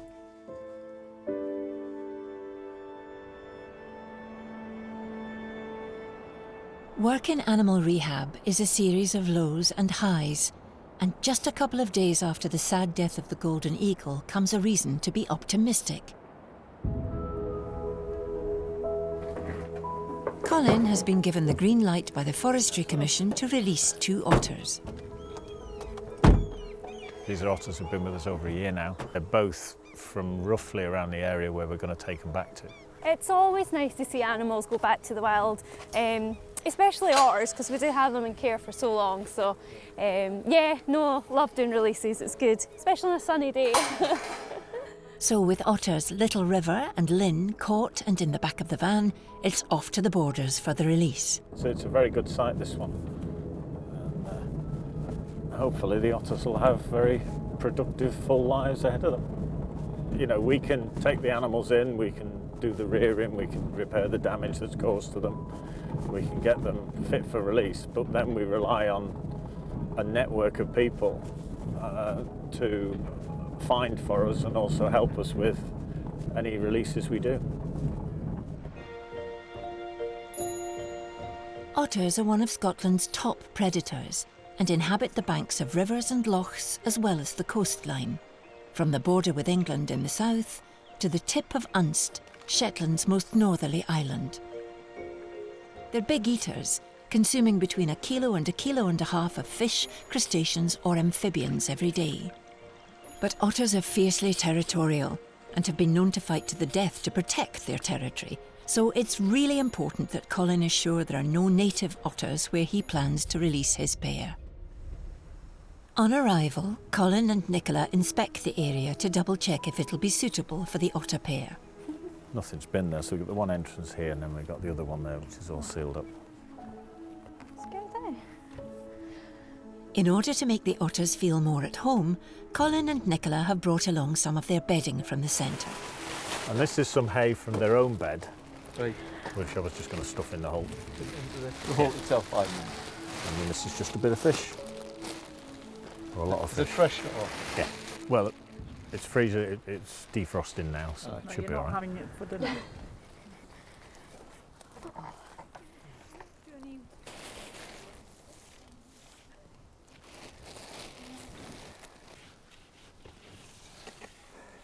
So what I've done there is just push some hay from the bedding that the otters were using back at the centre.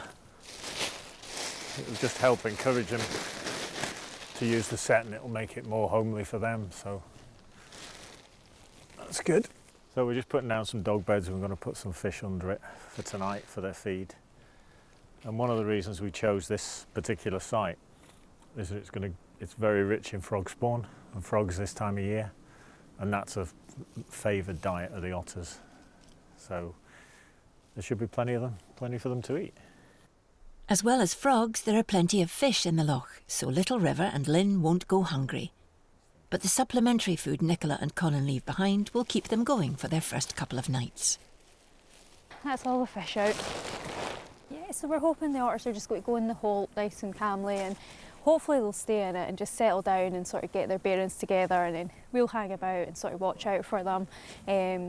Like I say, hopefully they'll stay in it and then we can all go away and then they can bimble about and do their own thing and suss it all out. Got camera traps about so we can still monitor them and make sure they're okay.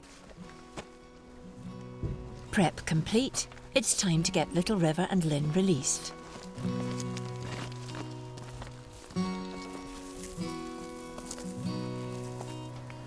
First, it's Little River. Going in. There he goes. And then Lynn. There you go. There you go.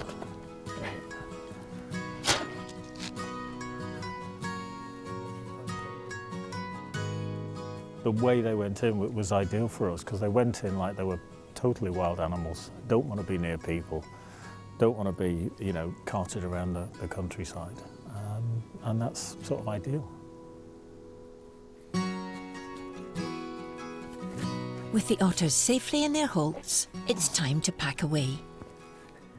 But moments later, a furry face appears. That's the boy. He's obviously keen to investigate his new surroundings, and after a year in the pool, gets a taste of fresh, wild swimming.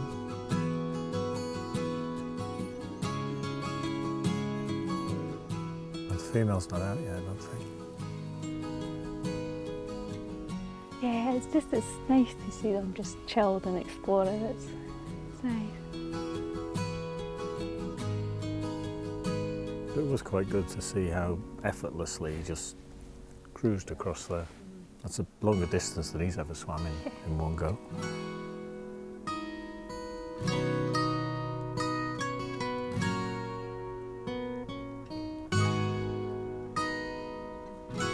And that's just to get away from the missus. So we're getting our dinner, okay? It's coming back. A few seconds later, and Lynn pops up to see what all the fuss is about. Girl's coming out now too.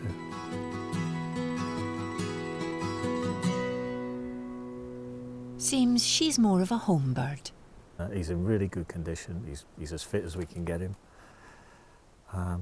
Great, and then the female, she thought about coming out but then decided not to. So maybe she's just going to settle in there for a bit and then she'll come out later when we've all gone. So, job done, it's back to the centre. Colin and Nicola will have to wait for the camera trap footage to see how Little River and Lynn are getting on.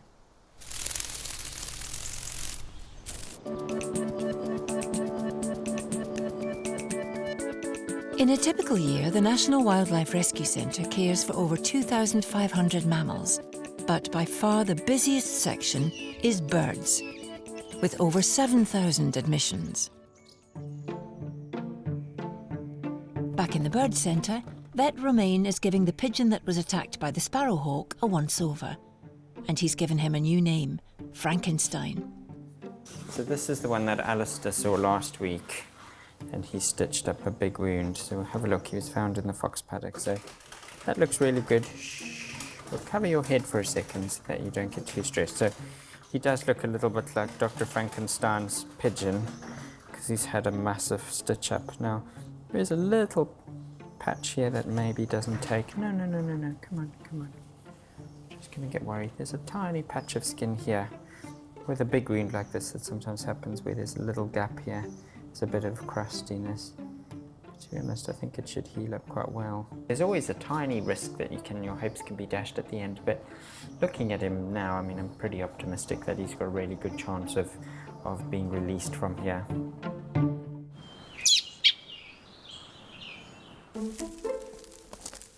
When Otter's Little River and Lynn were released 2 weeks ago, camera traps were left out to see how the pair would get on. Nicola and Sheila, who cared for the otters when they were in the centre, have come together with Johnny, April, Claire and Chloe to see what's been caught on camera. No otters to begin with, though the bird count is high. Oh my God! Everyone wants a bit of this house. Including some inquisitive buzzards. This is the first day when they go into the dog bed and the fish isn't there. No. Some badgers, and even a rather more familiar creature. Everybody's coming to their house. They've really got badger friends with them. But then... Aww. So nice we're together. That looks cosy. All in all, a successful viewing. You could see that they'd really taken to their new home. They were like taking a new bedding and whatnot, and they had lots to eat, so they looked in really top condition. They were sort of acting like they would in the wild. They were looking amazing, so it was really nice to see.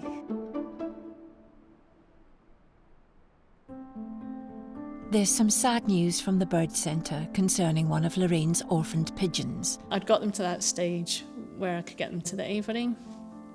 And you think you're done, you know, you think that's it, they're out. They looked fantastic.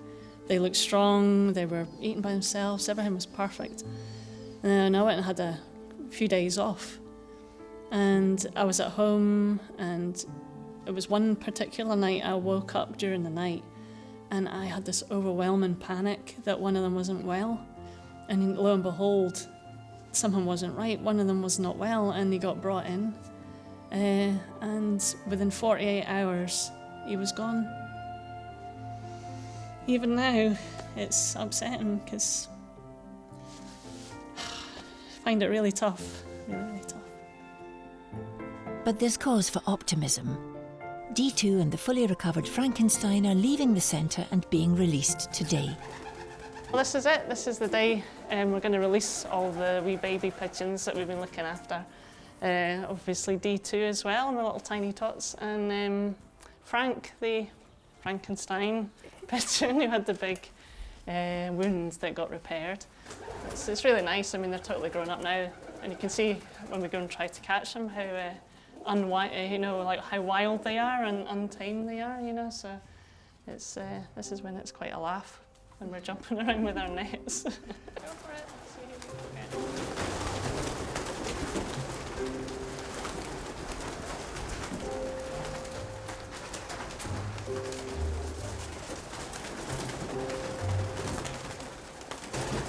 It's so difficult. You're a bit thin, you're not going. Yeah, no, he was a bit thin. Come on, you. Hey. Guess who I've got? And the first one in the net is D2. You ready for this? You ready? Come on.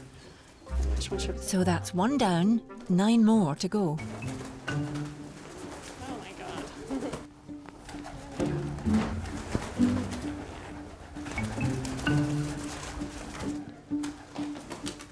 And one of the last to be caught is Scotland's hardiest pigeon, Frankenstein, or Frank, as he's now known.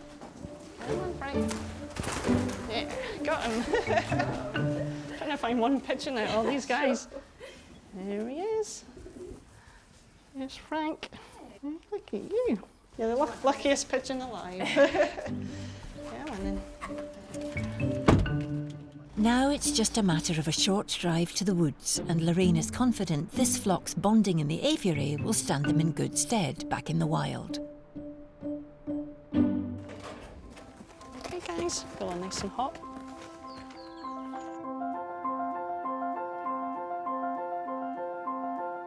We've got Frank and little D2 from the wee baby group that we had who's getting released today. So hopefully they all stick around Frank and he'll teach them the ways, just to stay away from sparrowhawks, so that's the only thing. Release days really are cherished by the centre's staff. You know, when they first came in, the wee babies, they were like tiny, you know, and to get them to this level, this stage is absolutely brilliant. Right, here we go. There you are, guys.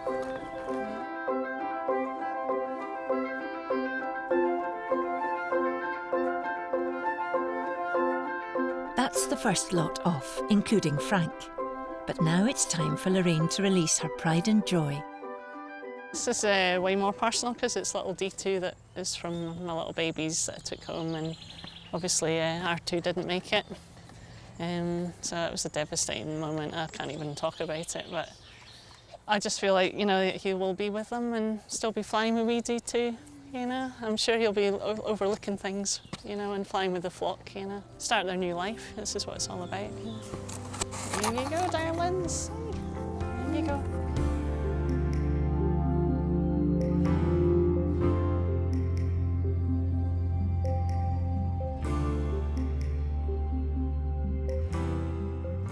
Stay together. Oh, they're off, look. They're heading for that big house. Yeah, that one's gone now, he's joined them. Yeah. An emotional day for Lorraine, but there's no time to hang about. Spring is coming, and there'll be many more orphans like D2 to care for.